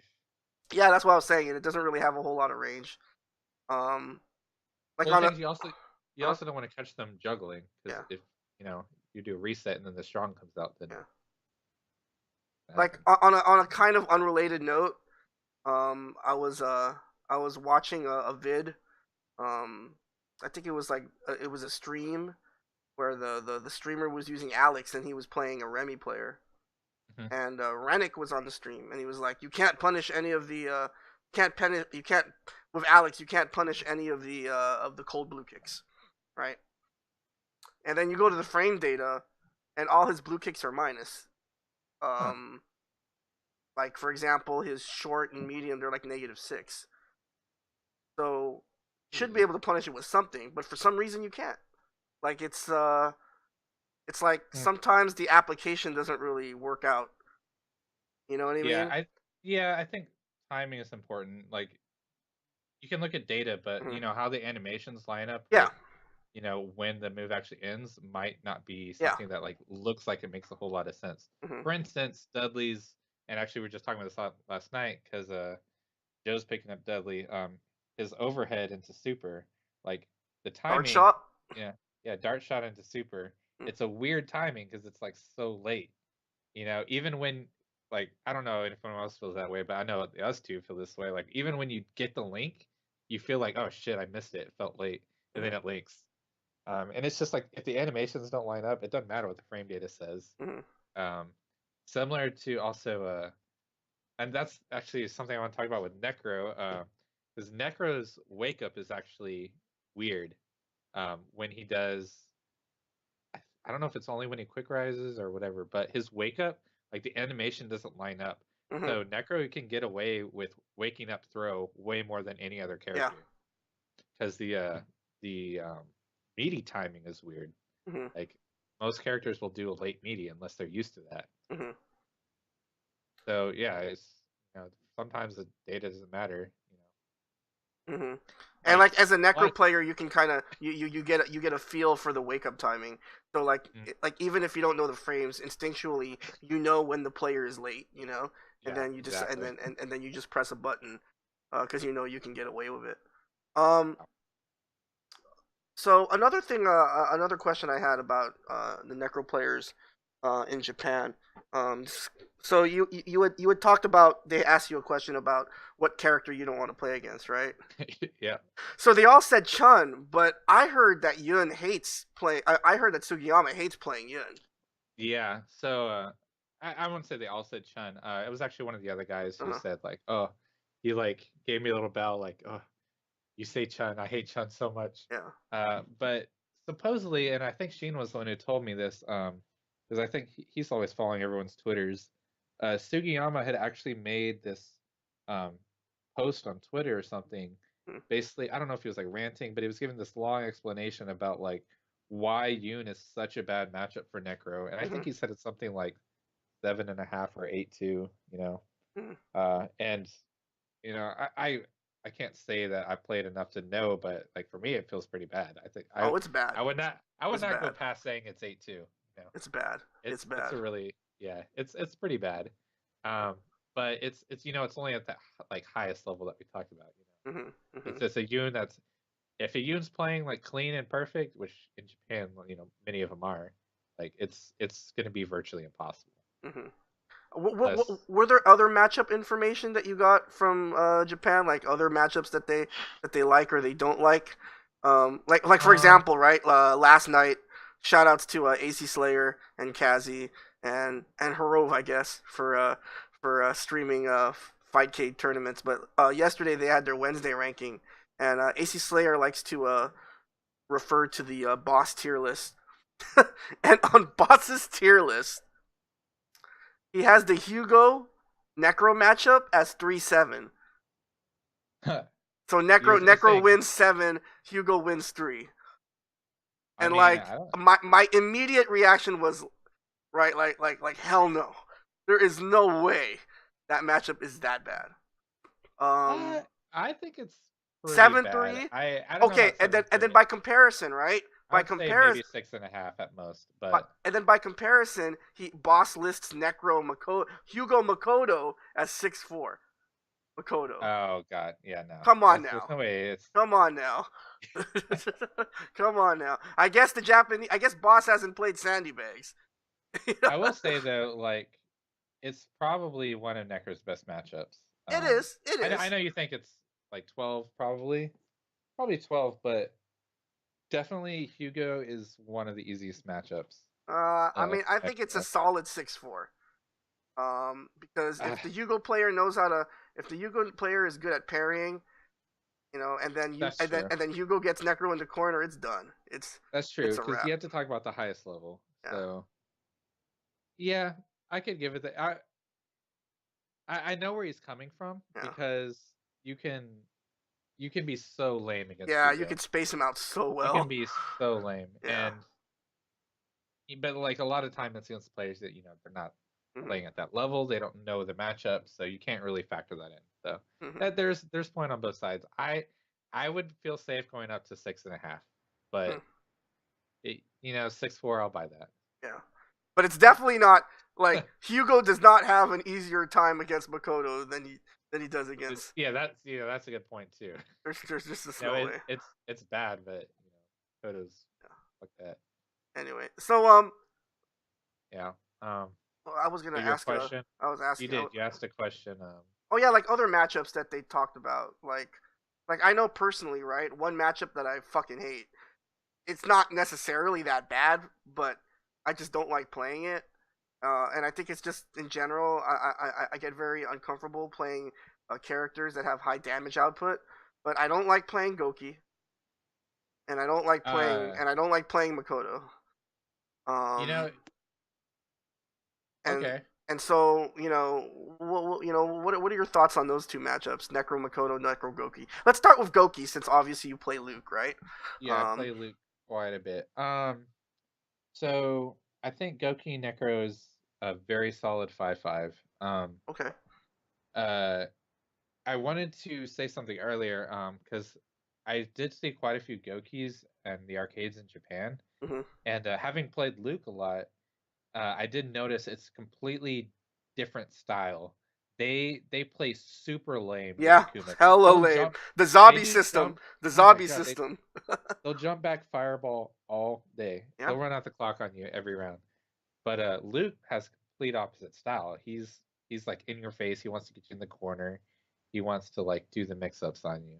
But he's also good at like keeping you in block stun. He'll do his demon flips to where you don't have a chance to reversal it or make an attack. Or if you try to push out a button, he's gonna get in, get a combo on you. But I feel pretty even about that matchup. I think Necro does enough damage, and you can keep out Akuma. I think pretty decently if you play right. You you can absolutely stop his dive kick. You can kill Akuma with one combo. You can kill him with one combo Yeah. exactly, and which means if you know what to do, um, basically when I play Luke, he can't dive kick at all anymore because he knows he's gonna die. And when I started doing that, when he started doing that, he would get so mad. He's like, "One fucking hit, and I'm dead," you know. what what And do you he'd what, like what do you what do you he do would against his dive kicks? just parry it and Hmm. then like do a back medium kick into a tornado hook super, Hmm. and it's like what 70-80% stun, and then Yeah. he's in the corner, one hit, juggle combo, and he's dead. Hmm. And that would happen, and he just gets so frustrated. He'd be like, literally one hit, and I'm dead every time. So, or if I'm lucky and I get like a knee missile, which doesn't happen very often, Hmm. that's like 100% stun. Yeah. Uh-huh. So, So five Necro. five. And what do you think about Makoto? Because I fucking hate that So matchup. I mean, I know it's not that I bad, but I just hate it. I don't play a lot of Makotos anymore, but back when Sheen used to play Makoto, I would play him a lot. We have a couple of Makoto players around now, but I used to hate that matchup so much. Hmm. It was my least favorite. Like I hated Makoto even more than Chun Li or Yoon. I didn't hate Yoon very much back then, but it was probably like 2 years ago when I was playing a lot of Makoto. But I would get so frustrated because you can't jump against Makoto. Um, Necro's so floaty. She can catch you with her axe kick so easily, and then like juggle you all day. Um, it's I hate command grabs in general in all fighting games. Uh, I don't believe in a half circle command grab. I I think they should. I don't think they should exist. Only because our character doesn't have one. Well, we technically we do have a command grab. Yeah, but it's not. It's blockable. It's not a yeah, but it's just like getting that much damage and stun off a command grab. Just it doesn't feel right. It's so frustrating. It's so frustrating. There's nothing more frustrating, especially getting 100% combo. I play. uh, so I got to play Tominaga a few times at the arcade, and he would get a touch of death combo you on every time. Every time Yeah. he'd get to you a command grab, Yeah. and he was so good at landing them. You would like think about nothing but don't get command grab, don't get command grab, and literally the second you think you're not going to is when he does it, Yeah. and then you're dead. So it's I don't know. A lot of people complain. I don't know how you feel. A lot of people say it breaks the game.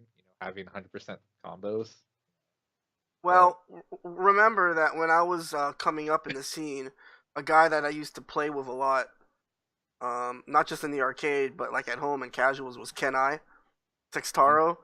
So maybe that's why I hate Makoto, because I had to grind with Kenai all the time, and he was one of the first few American players that knew how to do, you know, the optimal max combos, and he just yeah, playing Makoto, playing his Makoto in particular. Another thing too, last TFC, there is no hmm way I would have made top 8 if I had to play Makoto Mike. Mommy, well, because that yeah, style is just. And I just pussied out against Knuckle Dust. I beat Knuckle Dust in the tournament, but I didn't even use Necro because I'm really weak against aggressive, crazy Makotos. Like yeah. that they're just in You your face. you had a Makoto run on that tournament, didn't you? Didn't Yeah, you have to play like 5 Makotos in a row or something? yeah. Like I played, I played what's that guy's name? From he Quentin. He used to be from Chicago. Now he's in Salt Lake. Shout outs to Q from the originally from the Chicago scene.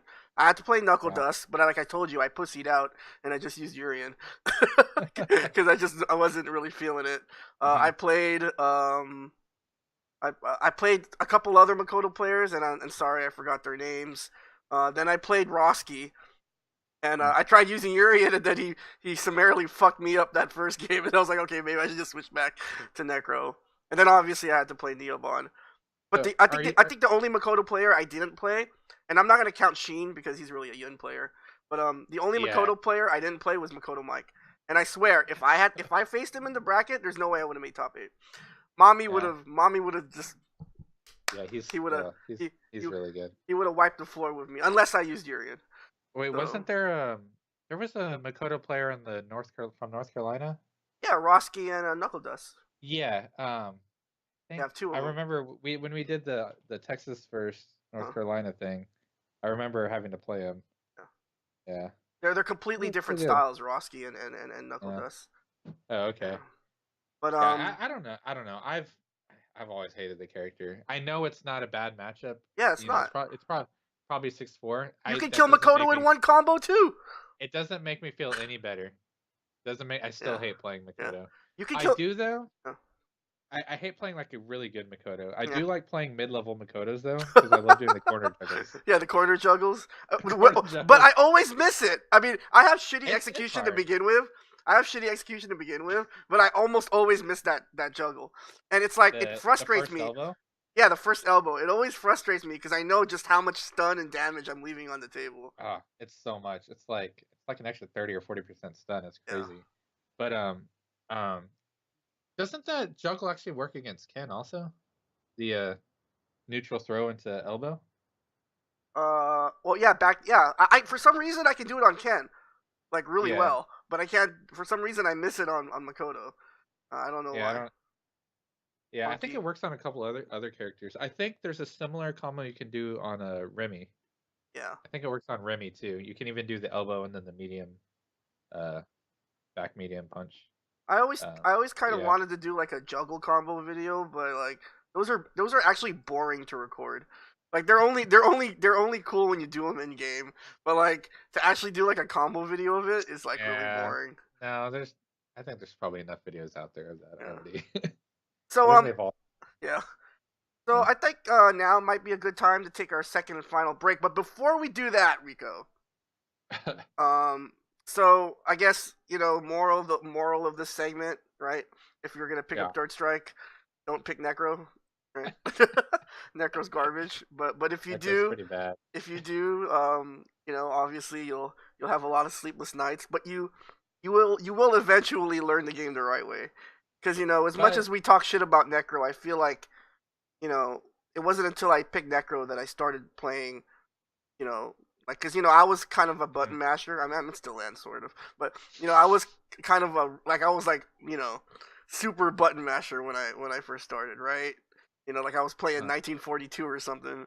It's like, but, like, it wasn't until I picked up Necro where I was like, oh, okay. Oh, that's what footsies are. Oh, okay. That's what whiff punishing is. Oh, I get it. So, I mean, if yeah. you want to use Necro out there, that's cool. I mean, do you have any advice for people who are picking up Um. Necro? I know Nero is on the in the stream. Nero from Oh Houston. yeah. Yeah. How's it going? Yeah. He's a cool guy. I see him whenever I go to Houston tournaments now. Um. Yeah. So your question is, do I have advice for Necro players? Well, Yeah.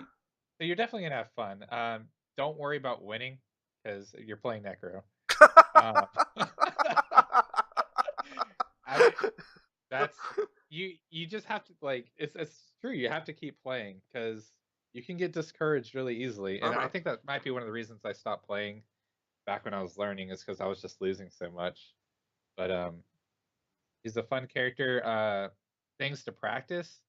Definitely you have to be able to confirm your back strong into super. It's like the most important thing. hmm And that's funny that I say that because in that first to 10 that I did with Shimura-ken, uh, that's why I lost. Like in that last round, I had a moment where I had the back strong and I just didn't get the confirm out. And like if I had I'd confirmed that, I would have won. So that can easily make or break you. Be careful about the moves you're doing because like a lot of the stuff is punishable. A lot of the stuff we've been saying. Um, but yeah, I don't know what else more I can really say. Have fun with the character.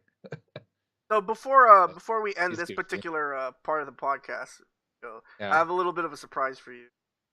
And All please right. don't take this the wrong way, as if I'm trying to put you on the spot or anything. But I just thought we might have a little fun since it's the Necro podcast. But you went to Japan. You're in this, you're in this. I'm not even in this line chat. You're part of this elite Necro fraternity. So you've been to Japan. You know the tech. You know the players. And so I thought, let's test just how well Rico knows these Necro players, right? Oh God, I already And told you so earlier. I can't remember.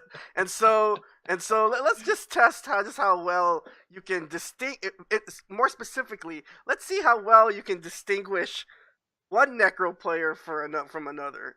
And so we're gonna play a game, Rico, and Oh this game God. is called Name That Necro. And so what we're gonna do is I'm gonna show you a clip of a Necro player, and then you'll have, obviously you have like 5 or 10 seconds to guess who that player is. Is Okay? this like I'm gonna watch like their character playing? Yeah, Or you're gonna like watch them play. okay. Like now, obviously because of colors and stuff, we don't, let's not Yeah. cheat. Okay, so everything's in black and white. All right, everything's in black and white. This is There are no impossible. life bars. No, it's not. Okay. Okay, so All let's right, let's all see right, all let's right. see let's see let's see how Let's many see. of them Bring you it. get Let's see right. the footage. Let's see Okay. the Oh, footage. and obviously everyone in the chat, you guys can play along as well. I You won't look at feel, the chat because I've got it over. yeah. So Over. feel free Well, it's delayed anyway, so. to play along if you want. Hero, All play right. along. See how well you know how to do this. All right. So are you ready to play Name That I'm Necro? trying to think of like how many names I can remember, but Okay. So whatever. Go for it. Let's all go right. for So it. let's go ahead and play this game here. All right. So name that Necro. Like, are we gonna see faces? I'm No, confused. the actual. Just the character. All right. So Oh God. This has got to be Sugiyama. Sugiyama. Let's see who it is. Seems familiar. You get Sugiyama? Oh no, it's I Kino have no idea. AB7. All right, next one. Okay, yeah. Oh my god, this Necro's sick. Who is this? Who is it? Come on. Remember, it can be any Necro player from any country. Oh God. So you're saying that, so it's not Japan. That was Artaze. Even, that's the best Necro player in America. Okay, how about this clip? I don't even know him. Sorry. Oh God. Amu? Pretty close. Pretty close. This is I feel like Uni. he did something. Uni. Okay. Actually, is it Uni? Yeah, that's Uni. I may have gotten it wrong. It's either Uni or Konitan, but doesn't matter. All right, check this one.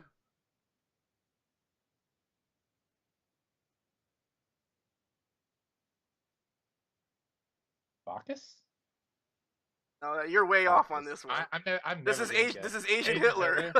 Okay. That was him against Makoto Mike at Evo. Okay, how about this one? This one's easy. Oh God. Come on now, this one's easy. Even in black and white, you can. I don't remember. Oh, there's a video. Dude, I have no idea. You're probably Sugiyama since you're saying it's easy. Yes, it's Sugiyama. Yep. Sugiyama, good one. You got that Dude, one. I haven't watched these videos in so long. All right, let's see this one. Oh, you have your eyes closed. You didn't even see this one. No, I'm looking. Okay. I'm looking. Is that me? No, it's There's not. No way that's me. Okay. Actually, you know what? I'm such a scrub. That was Uni. That was Uni. The other one, the Uni, I got Uni and Konitan mixed up. Okay, how about this one? This one. You got to know this one.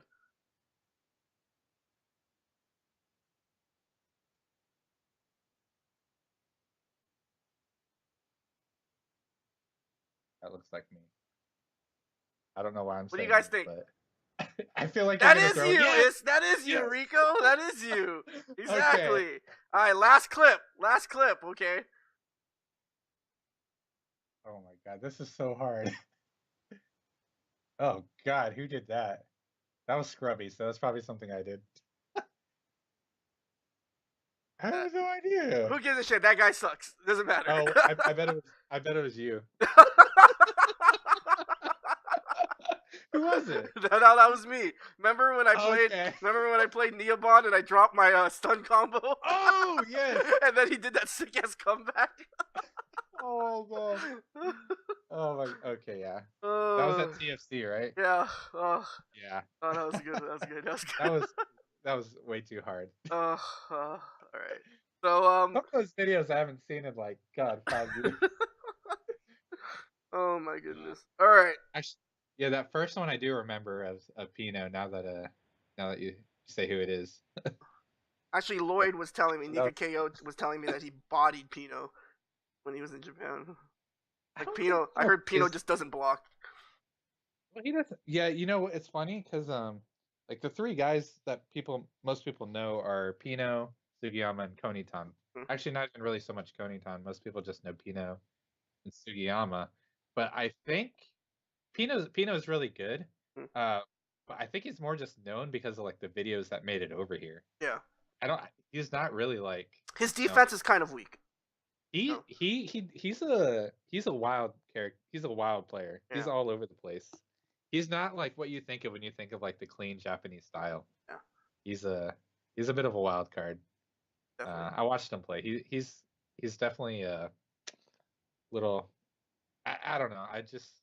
He does some crazy stuff. All right. Anyway, So we're gonna go ahead and take our second and final break, and when we come back, I want to talk a little bit about this year's Co-op Cup. Well, technically next year's Co-op Cup, and mhm, and what Team Austin or Team Arcade UFO plans on doing for that. And then speaking of Arcade UFO, maybe talk a little bit about the future of the arcade. yeah, I know that you have some news to share with us, Rico. that's That right. might be of some interest to the Third Strike scene.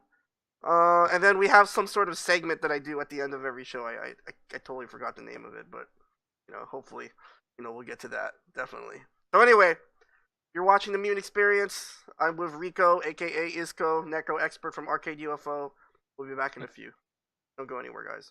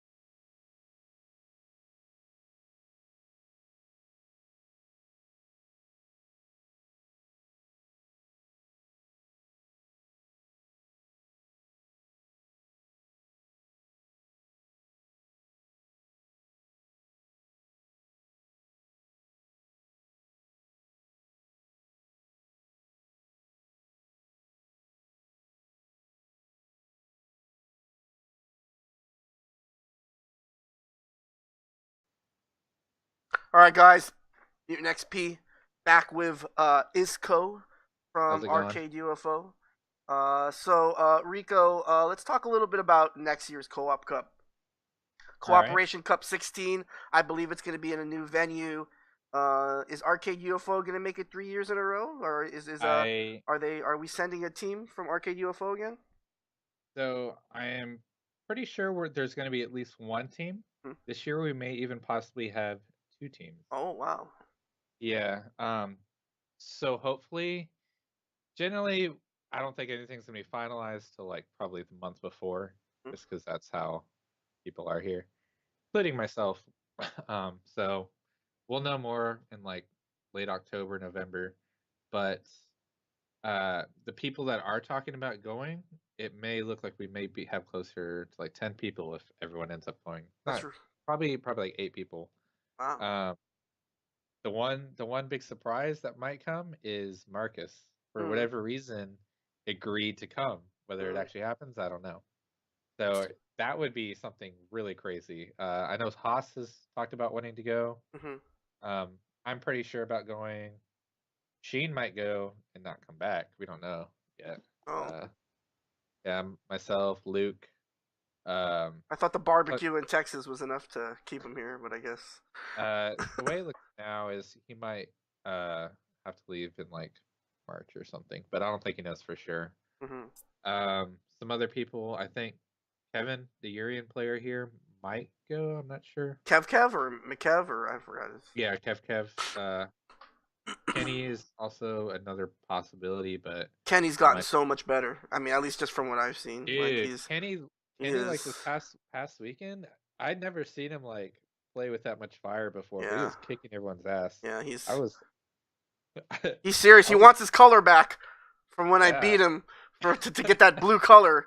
He wants that color back. You can have it back, Kenny. You can have it. Uh, It's fine. It's all Kenny's always been really solid ever since I knew him, and he's been playing for a long time. right. But I felt like he wasn't improving very much, and then like recently, he just like I don't know where this leap came from, but he got really good really fast. Well, I don't know. sometimes that just happens, Rico. Something Yeah, just clicks. You yeah. know. I think something clicked with him recently because he was doing really well. Like same thing happened with Colton. I think Hmm. something clicked with him, and he's Well, been kicking I butt. can tell you how why Colton's gotten better. A lot of it has to do with playing therapists and Flair over in Doylestown. Those guys are not to be racist or anything, but I think Therapist and Flair are probably the two best white people to ever play Third Strike. You know, aside from Pyro League, right? Obviously, but they're That's fun. I never really thought of that. anyway, but they're really good, and obviously Colton's gotten to play New York players more, so he's gotten a lot more experience. Um, I know we wanted to talk a little bit about. Did you want to talk a little bit about Showdown? I mean, I don't know if you wanted to, Uh, or do I you want mean, to? we did talk a little about it earlier. Yeah. Not really. I mean, this past Okay. showdown was pretty cool. Just, Mm-hmm. actually, just having you come was, I think, the first time we've ever had anybody, at least since I've been around, since like 2009, anybody from the East Coast come to Austin and like have a chance to play in person. So that was really cool.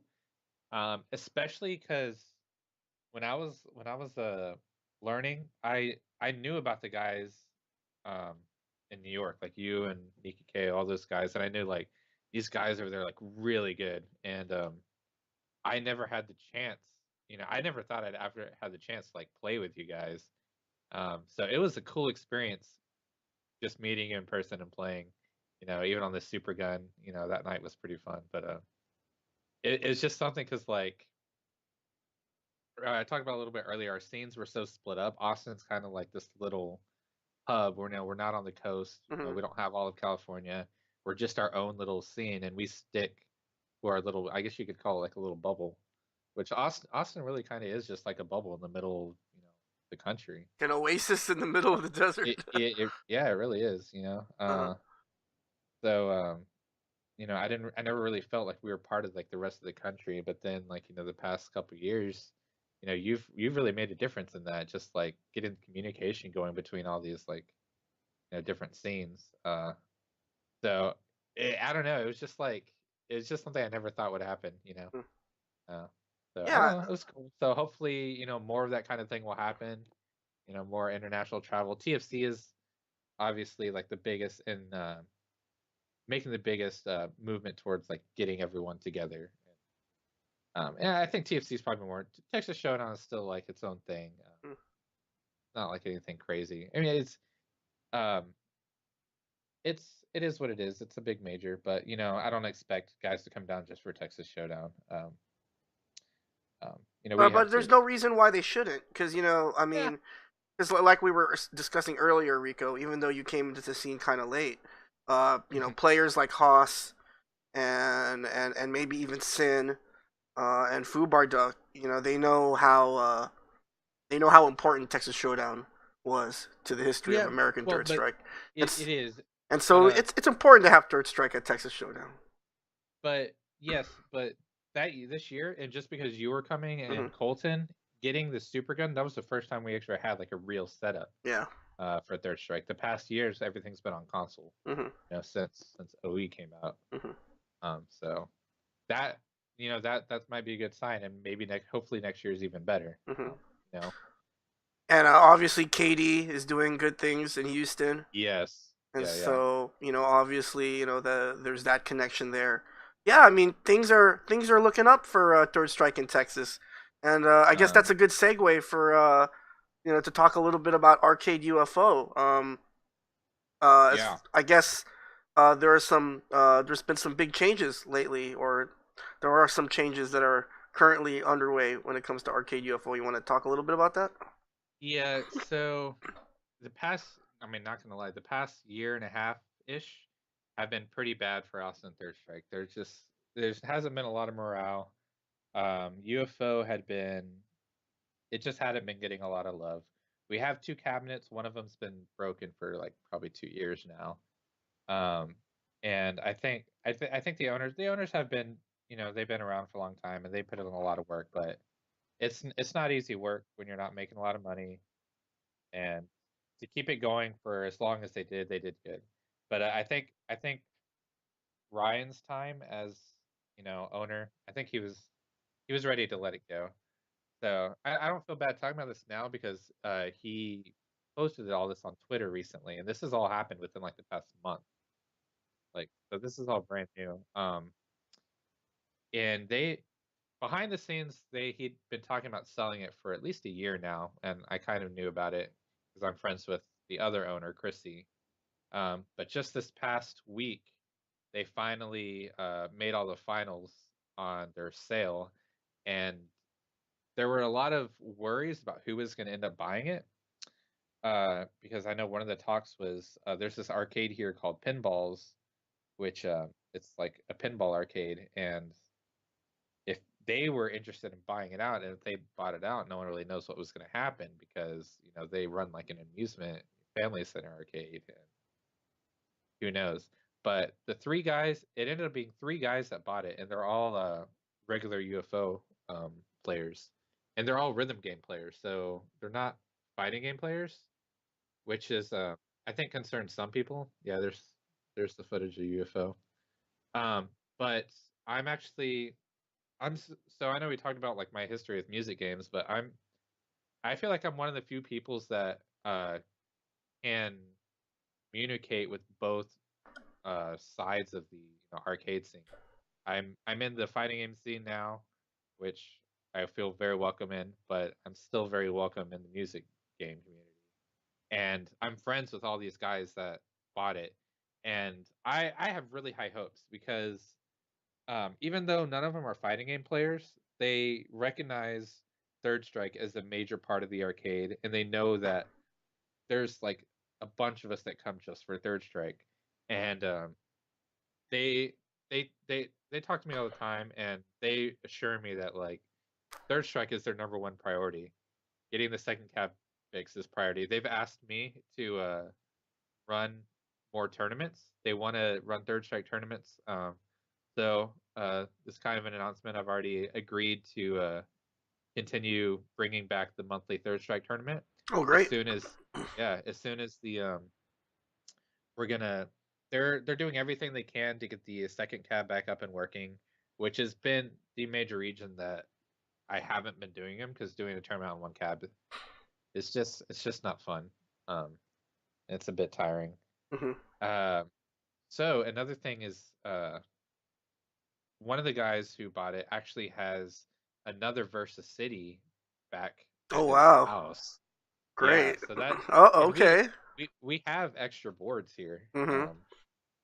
Kenny bought a board. We have Colton's board temporarily here, so Mhm. like we've got the boards. Um, so I kind of talked to him. I don't know if he's like willing to put it in the arcade, but he definitely said like if they can't get that other one fixed, he's gonna put his in. So for sure we're gonna get two, but possibly three. Oh I know wow. yeah, they're we'll see. They're probably gonna start off with two if we can show them that like there's more people that still want to play, that it's gonna be profitable.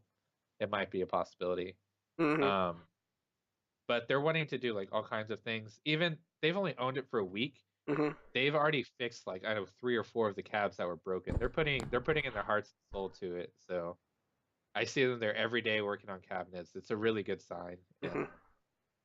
I think it's going to be good news rather than bad news. Wow, that's great. That's great. And another Yeah, thing too. Um, you know, I can sit here and say that I went to Austin for purely selfless reasons. That I wanted to I wanted to extend my support to Katie Alpha and the Austin Third Strike crew members. yeah, it's no But big deal. but Austin is pretty fucking cool, man. I mean, like it's Yeah. it if there's any place to run, Yi actually brought up this idea in the last podcast. He Mhm. was saying that obviously we're all older now in terms of bulk of the Third Strike community, and so a constant grind is probably out of the question. But maybe you know, what the hell is Nick doing? But maybe it's like it's spewing out numbers. uh, Oh, but maybe the possibility there could be a possibility that we might run two major Third Strike tournaments a year, and I can't think of any better place, any better city to have a major Third Strike tournament than Austin. Number one, it's central. hmm. It's equidistance from California. From the East Coast.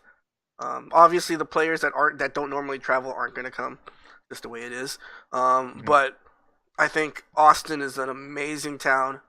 There's a It lot to really is. do there besides Third Uh-huh. Strike. I think it would be easy to attract foreign players. I Hmm. mean, if we can get the Japanese, well, no offense to Raleigh, North Carolina, right? But because Raleigh was Yeah. sick. Okay, by the way, Raleigh was Rally's really cool. actually surprisingly Yeah, pleasant. I thought it was really Yeah. cool that college town. Uh, But the Japanese, imagine how much fun they would have in Austin. yeah, it's funny you bring that up and not me first because I've actually, and I haven't like said anything publicly, but I've been kind of behind the scenes trying to plan something big in Austin for a Mhm. long time, like probably 2 years now.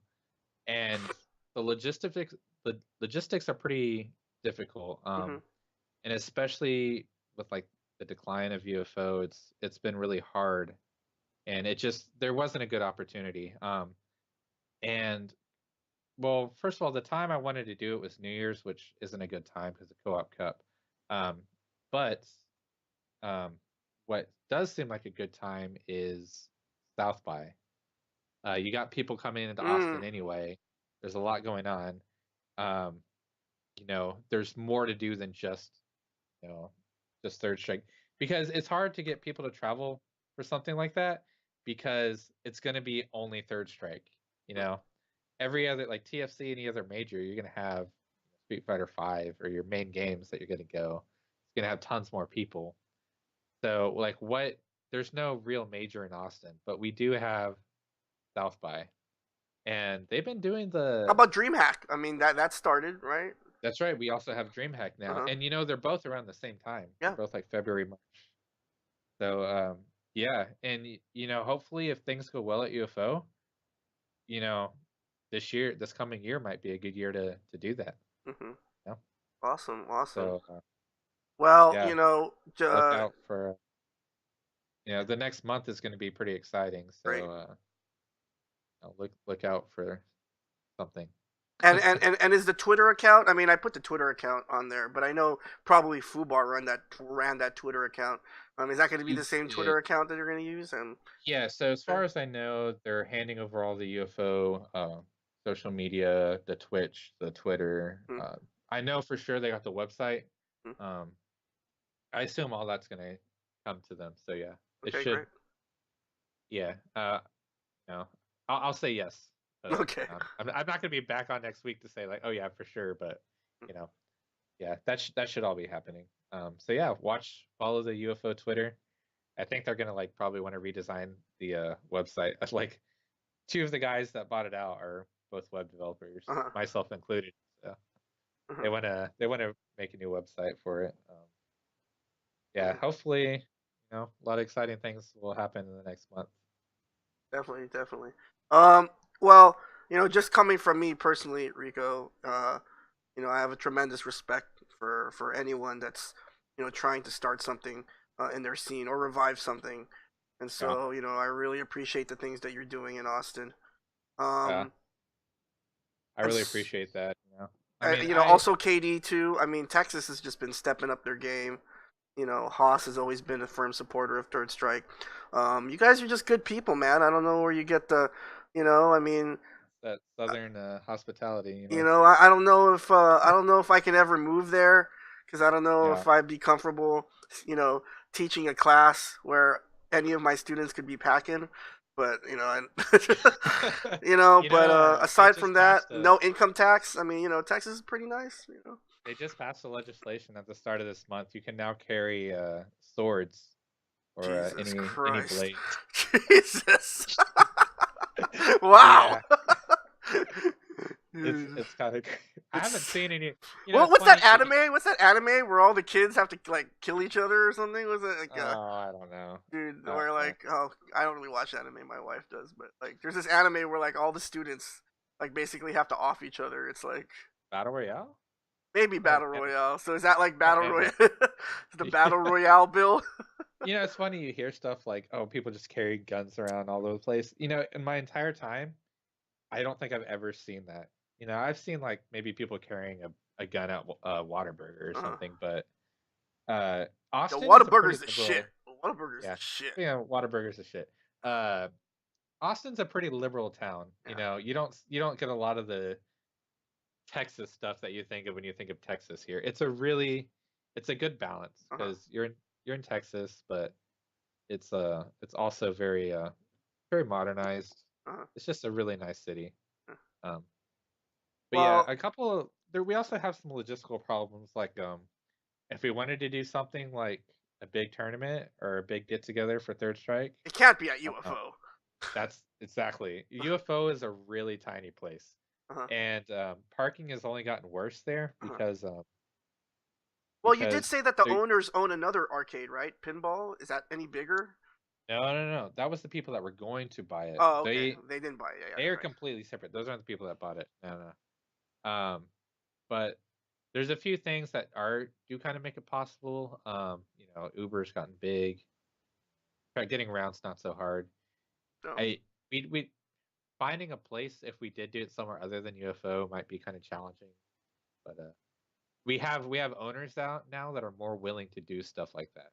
You know, they're gonna be more cool with like hey, we want to have an event at this place. We might need to move the cabs. I haven't asked them to do something like that, but I feel like they might be more receptive to an idea like that. Whereas, or we could do it real hipster style, Rico. We could set up the tournament right next to La Barbecue, yeah, outdoor, South by Southwest style, Burning Man, a la Burning Man, Third Strike tournament, just like in the completely like in the open. Find some like grungy lot and just do the tournament there, right? that'd be pretty sweet. Like, But yeah.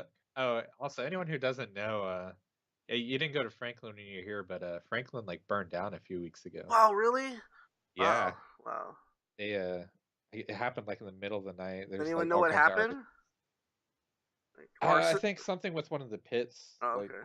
a flame got loose, or I don't know Uh, what happened. But yeah, it was crazy. And so my family business is we didn't talk about this at all, but not that it's important. we run bingo halls. Hmm. My family actually owns 2 bingo halls, and one of them is like right next door to Franklin. Okay, well, problem solved. We can do the Third Strike tournament in one of your bingo halls, right? Actually, that's not a bad option. How That the could be hell a were you not thinking about that before? I don't know. I think I did think about it at one point, but God, you're so from Austin, Rico. You're like, yeah, the logistics of everything. Where are we gonna do this Third Strike tournament? By the way. by the way, we have like a giant bingo hall. Yeah. That would be perfect. The Definitely. thing is, like, uh, we can't like stop bingo, so bingo Mhm. would still happen Hey, at that's every fine. night. I'll play bingo in between. Yo, dude, I'm retired already, so I gotta take up my time. Dude, Third Strike and bingo, they go hand in hand as far as I'm concerned. I think Be those two like can be real hype. You know. be like a casino. Yeah, exactly, exactly. Well, speaking Yeah. of things that are hype, wow, week after week, these segues into pack it up are getting worse.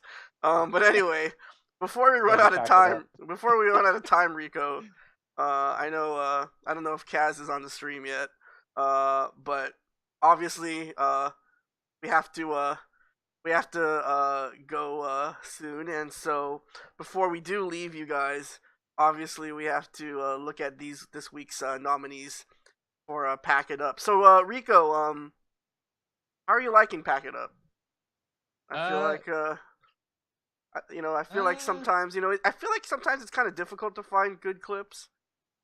yeah. I mean, I imagine you have trouble finding clips. It usually seems pretty unanimous, the ones that are gonna win. Yeah, Like you'll yeah, have one that's clearly better. So not that it's easy, but yeah, uh-huh. it's a fun segment. Yeah, yeah. But yeah, And it's and, and I interesting. definitely think that people are tightening up their games because they don't want to be on pack it up. So Where do you? I don't even know where you find these. on YouTube, you know. So for Yeah. those of you who are new to the podcast, I know there are a few people on the stream that are tuning in for the first time. Basically, what I do is I scour the internet for some of the more unique examples of Third Strike gameplay, lowlights, if you will. And so I find the 5 clips that I think are worthy of this segment, and I would like all of you to tweet me, although no one ever does. I'd like everyone to tweet me and tell me who you think should win this week's edition of Pack It Up. Yeah, and I haven't seen these yet, so Okay. So, are you ready, Rico? I'm ready. Okay. Hopefully the stream monsters are ready. So, without further ado, here is this week's Pack It Up. All right. So, Pack It Up. Nominee number 1. There's been a lot of blender action on online recently. Case in point, watches this Ken player just refuses to take a grab, and makes this Oro player look like $1,000,000. Sometimes you just gotta take the grab, man. You don't want to be put in the blender, especially not the Oro blender. Nominee number 2. Got a block. That's like rule number 1. We were throwing shade on Cobra Attack, but this guy is making it look awesome, dude. I mean, look at this. That's He's not just even that's like the heavy one. Too. yeah, right. Oh That's like the heavy one. Look at that. He's just it's so slow. stomping that Makoto player. Nominee number 3. Shout outs to Lock Stark. Now you know about DED, right, Rico? Yeah. Well, Fantastic shows us another well-known technique that's not as well-known, and that's the DE free. And so watch as Fran executes this technique twice, not once but twice, on the Dudley player. DE free. So, nominee number 4. This Yang player thinks that he avoided the Tyrant Slaughter, but I guess he wasn't expecting the Metallic Sphere to come right up from behind him. That was legit, man. I guess so, for the Urian player, not for the Yang player. Yeah, that's what... Oh my god. And then nominee number 5, shout outs to a streamer that's been streaming Third Strike a lot recently. His name is Venkabot. And Venkabot shows, here's a prime example. Sometimes it's better to be lucky than to be good. So watch as Venkabot follows up this sick-ass read with an even sicker super. Ooh. Look at this. God. And then, wow, if we needed any more proof that Remy sucks, right, Rico? Wow. So, let me know what you guys think is your favorite, 1 through 5. What do you think, Rico? Which one did you enjoy? I'll let people put in their. Well, I guess it's delayed, right? But, okay. So guys, I mean, tweet me. I know which one I'm gonna pick. I'm gonna pick number 2. I want to say number 3 was pretty hilarious. Oh, the DE free, the DE Yeah. free. Number 3 is pretty hilarious, but I think number 2's got to pack it up. Yeah. That to get hit once, but twice with the slowest rising cobra. It's so slow. Come on, man. What are you doing? It's pretty bad. It's pretty bad. So before we get out of here, Rico, let's talk. Obviously, let's talk about TFC. Yeah. So for those of you who don't know, TFC is coming up in a couple weeks. Biggest third strike tournament of the year. A bunch of Japanese people I heard are coming. You're attending, right, Rico? I am attending. So, I think pretty good. It looks like about 6 of us from Austin are going to be showing up this year. Awesome. So first of all, tell me what yourself and I guess the rest of the Austin crew are sort of, what are you guys aiming for? Because obviously you guys made quite a name for yourselves at the last TFC. Many of you did very well. Some of you not so well. So, what are you guys trying to do, for this year's TFC? Because obviously there's a lot of Japanese players coming. There's going to be a lot of challenges. I mean, are there any goals or, any team goals or anything? Yeah, I mean, you always want to. Everyone's goal is to like go and do well, and like, making top 8 would obviously be, even for like any one of us to like get into the top 8, like to be on the stage. Yeah, you just slip EXO 100, and then maybe you might find a way to. No, I'm just kidding. Exactly. Just kidding. All right, we won't get into that. But yeah, last year we were really close. Sheen and Luke were both 1 game away and didn't get the cut. Yeah. I didn't play as well as I wanted to. But again, I don't expect to make top 8. It's a longer shot for me, but I definitely want to see an Austin person on the big stage. Even if it's just one. Whoever that is. I don't feel like I really got in the sets that I wanted to with a few of the players. Like, it would have been cool to like do a set with Frankie or something. Are you guys planning to bring any like equipment? Because I know that one of the things that's been a concern about this year's TFC is how late the venue's going to be open, and I think Big E just sent out an announcement. Big E sent out an announcement a couple days ago and said that the arcade room is going to be open till 3, which is basically 24 hours. Because after 3, no one's going to be awake. So I think that's really pretty darn good. That's to have really good news. Yeah. So and obviously there was supposed to be 4 head-to-heads last year. And there weren't, but supposedly the head-to-heads are supposed to be here this year. And I think I don't know who I was. It was on a past podcast, but Luke, obviously the goalkeeper player from Austin. He was the only one to come up to me and ask me to play. Really? And, yeah, and I mean, like, I don't know, whatever. But so with that said, are there any players that you're looking forward to maybe challenging or just playing casuals and stuff like? Yeah. Well, like I just said, I'd like to play some more against Frankie. I think last year I only played him 1 game in casuals. Frankie's a popular guy, man. Well, Ken Necro is one of my favorite matchups, and then having done the first to 10 with the Japanese player, I'd like to compare the difference of going first to 10 with like a really good Ken player from America. See how well I do against that. Well, it'll be a challenge, Rico, because Frankie also uses Necro. Really? I did not know. Yeah, he does it to troll me. Whenever he uses Necro, he always does the things that I can't do. So he'll red parry everything and just try and make me look bad. So you'll have your work cut out for you if you're gonna do that set with him. But I look forward to watching it. Hopefully it'll be on stream or something. I mean, that'd be cool. If it doesn't happen, I'd be happy to play anybody. Especially one of the Japanese players. That would be awesome. Any of them, because all those guys are gonna be, you know, like who's coming? Kokujin supposed to be Uh, coming, right? RX, Kokujin, RX, Yakun, really? I hadn't heard RX. KO, Yakun, KO, and Issei. Yeah, I think that's it. was RX a new announcement? I Fairly new. I mean, not I hadn't heard that. he definitely wasn't in that first trailer, but yeah, RX is Wow. coming. And so is there a specific event? Because I know there are multiple events that are going on at TFC. You know, and I would have EXO himself talk about those events, but he is If the refusing. He is refusing to appear on my podcast. I don't know why. I mean, you know, he'd be more than welcome on the Mutant Experience. I don't bite. well, So, but I anyway, think there are a lot of events that are going on at TFC. Is there any? Is there a particular one that you're looking forward to? well Singles, teams? my favorite one definitely was the Civil War last year. Huh. Definitely looking forward to it again. I think that's probably my favorite event. Hmm. Um, East versus West. yeah. I hate Uh, that. I hate that. I hate East versus West. I I hate also them. picked that because I hate them with a passion. It's like, yeah, because you guys got destroyed. That's why. well, no, that's not why. That's The not why I hate South them. I won. hated them. I hated them before I did the East versus West. It's just too many people. You're waiting around. I don't know. Well, it's hard not to enjoy it because that's like, I'm just a hater. That's all. well, from the East versus West last year, I felt like that's where I played the best Uh huh. all weekend.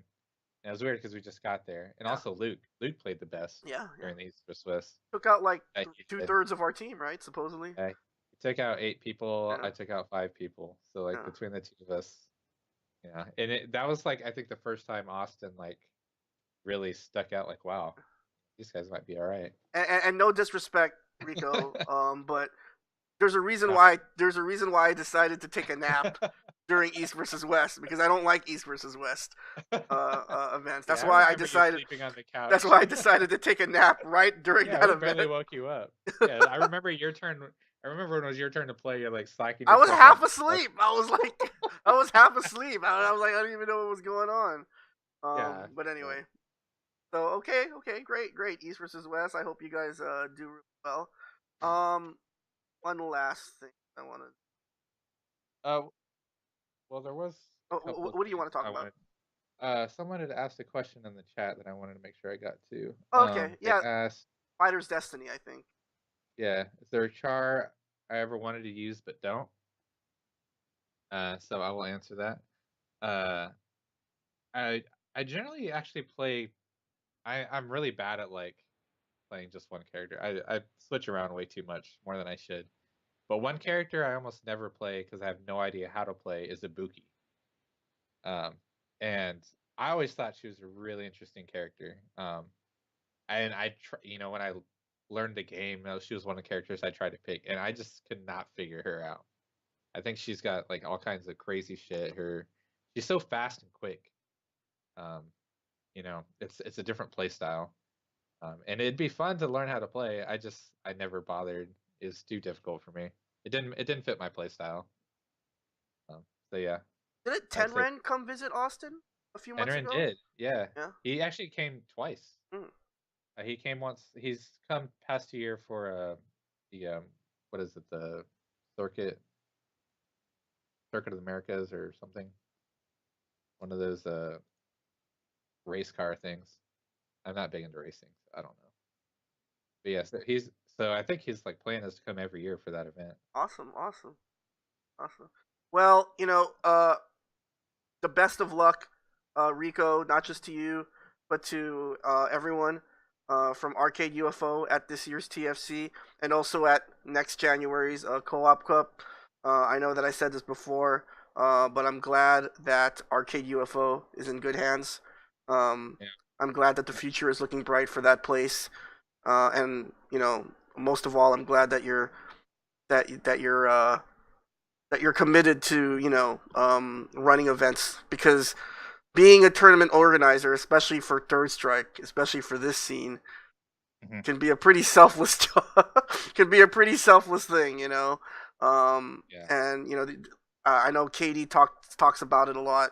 There's some sacrifices you have to make. Sometimes you have to sacrifice, your own development as a player and so forth and so on. And I know obviously we all have other responsibilities. So thank you so much for kind of taking on that mantle, right, of community leader, Yeah, I guess, yeah, I at appreciate Arcade that. UFO, because Yeah, yeah. When you're running a tournament, you're not really trying to win. It's really hard to run a tournament, do everything, and then like also try to play well at the same time. yeah, it's very difficult, You're very you're doing it difficult. for the community. Yeah, and Not, I mean, we I definitely can need use that more as a little selfless bit of people. an excuse because I kind of suck, but yeah. Yeah, and on top of that, I do want to say, anybody who ever comes to Austin and Hmm. wants to like check out UFO, we're always there on Fridays, Saturdays, even during the week. Introduce yourself, and like we go to the bar after like almost every night after like midnight, or if it's a weekend, 2 o'clock or 1 o'clock, and hang out with us and like come drink a beer at Crown. Hmm. That's just like we do it at like every night. So And even if don't. you're like, straight edge and you don't drink, just come along anyway. The Austin crew won't hate on you. Yeah, yeah. Right. We'll Yeah. we won't like like who are you? Get away. Definitely. We'll Definitely. definitely Yeah. talk. Just say hi. Yeah. Yeah. Definitely, an So arcade UFO in the Austin scene is one of the more welcoming scenes in the Third Strike community. And yeah.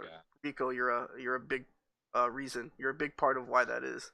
So before we end the stream, guys, I know it's getting a little sappy, Yeah. so we need to end the stream and start talking shit about each other again off screen. But actually, in Uh, all seriousness, guys, um, before we get out of here, I just want to sends a shout out to some people. First and foremost, shout outs to AC Slayer, H Rove, and Kazi for running their No Respect tournament series. That happens on Sunday, Fightcade tournament, also Wednesday ranking battles. Shout outs to Lost Ark Video Games every other Thursday, Third Strike Thursdays. I've seen a lot of new players, and that's great. We always need new blood in the scene. For some reason, these slides aren't in order, but of course, you've been watching the Mutant XPerience. We'll go through one more cycle. TFC, once again, September 29th to October 1st. Raleigh, North Carolina. Registration ends on September 22nd. So definitely, or maybe the 20th. I don't know, one of those. So definitely get on it. Red Bull, November 18th to 19th in Boston. There's a Third Strike tournament. Unfortunately, you have to join five in order to enter Third Strike. That same weekend, London, Violent City, Gutter Trash Volume 8. Europe's best Third Strike players are going to be there. Once again, shout outs to Arcadium, Monday Night Fightcade on Mondays. Surge no longer runs Third Strike on Wednesdays. He runs random games. Um, and a lot of that has to do with AC Slayer and all the good work he's doing with H Rove and Kazi with the Fightcade Third Strike community. So definitely check out the Sunday Third Strike tournament and the Wednesday ranking battles. Once again, Lost Ark, they're obviously going to be there en masse for TFC. Very strong scene, encouraging new players. So once again, guys, you're watching the Mutant XPerience. Thanks for tuning in. Again, Rico, thanks for being a guest today. Uh, oh, yeah, I definitely want to say, I know you put a lot of work into the stream, so I really appreciate you having me on. There's a bunch of guys you could have on, and you asked me, and I feel really grateful. So thanks for having me, dude. well, you can come back any you can come back anytime you want, All right, Rico. Definitely. So good luck at TFC. Good luck at Co-op thanks. Cup, and I will see you guys next Thursday. Play Third All Strike. right, It's a good game. yeah, all right, and thanks to everyone who tuned in to listen to me ramble. So, All right. I'll see you guys all later. right, later, guys.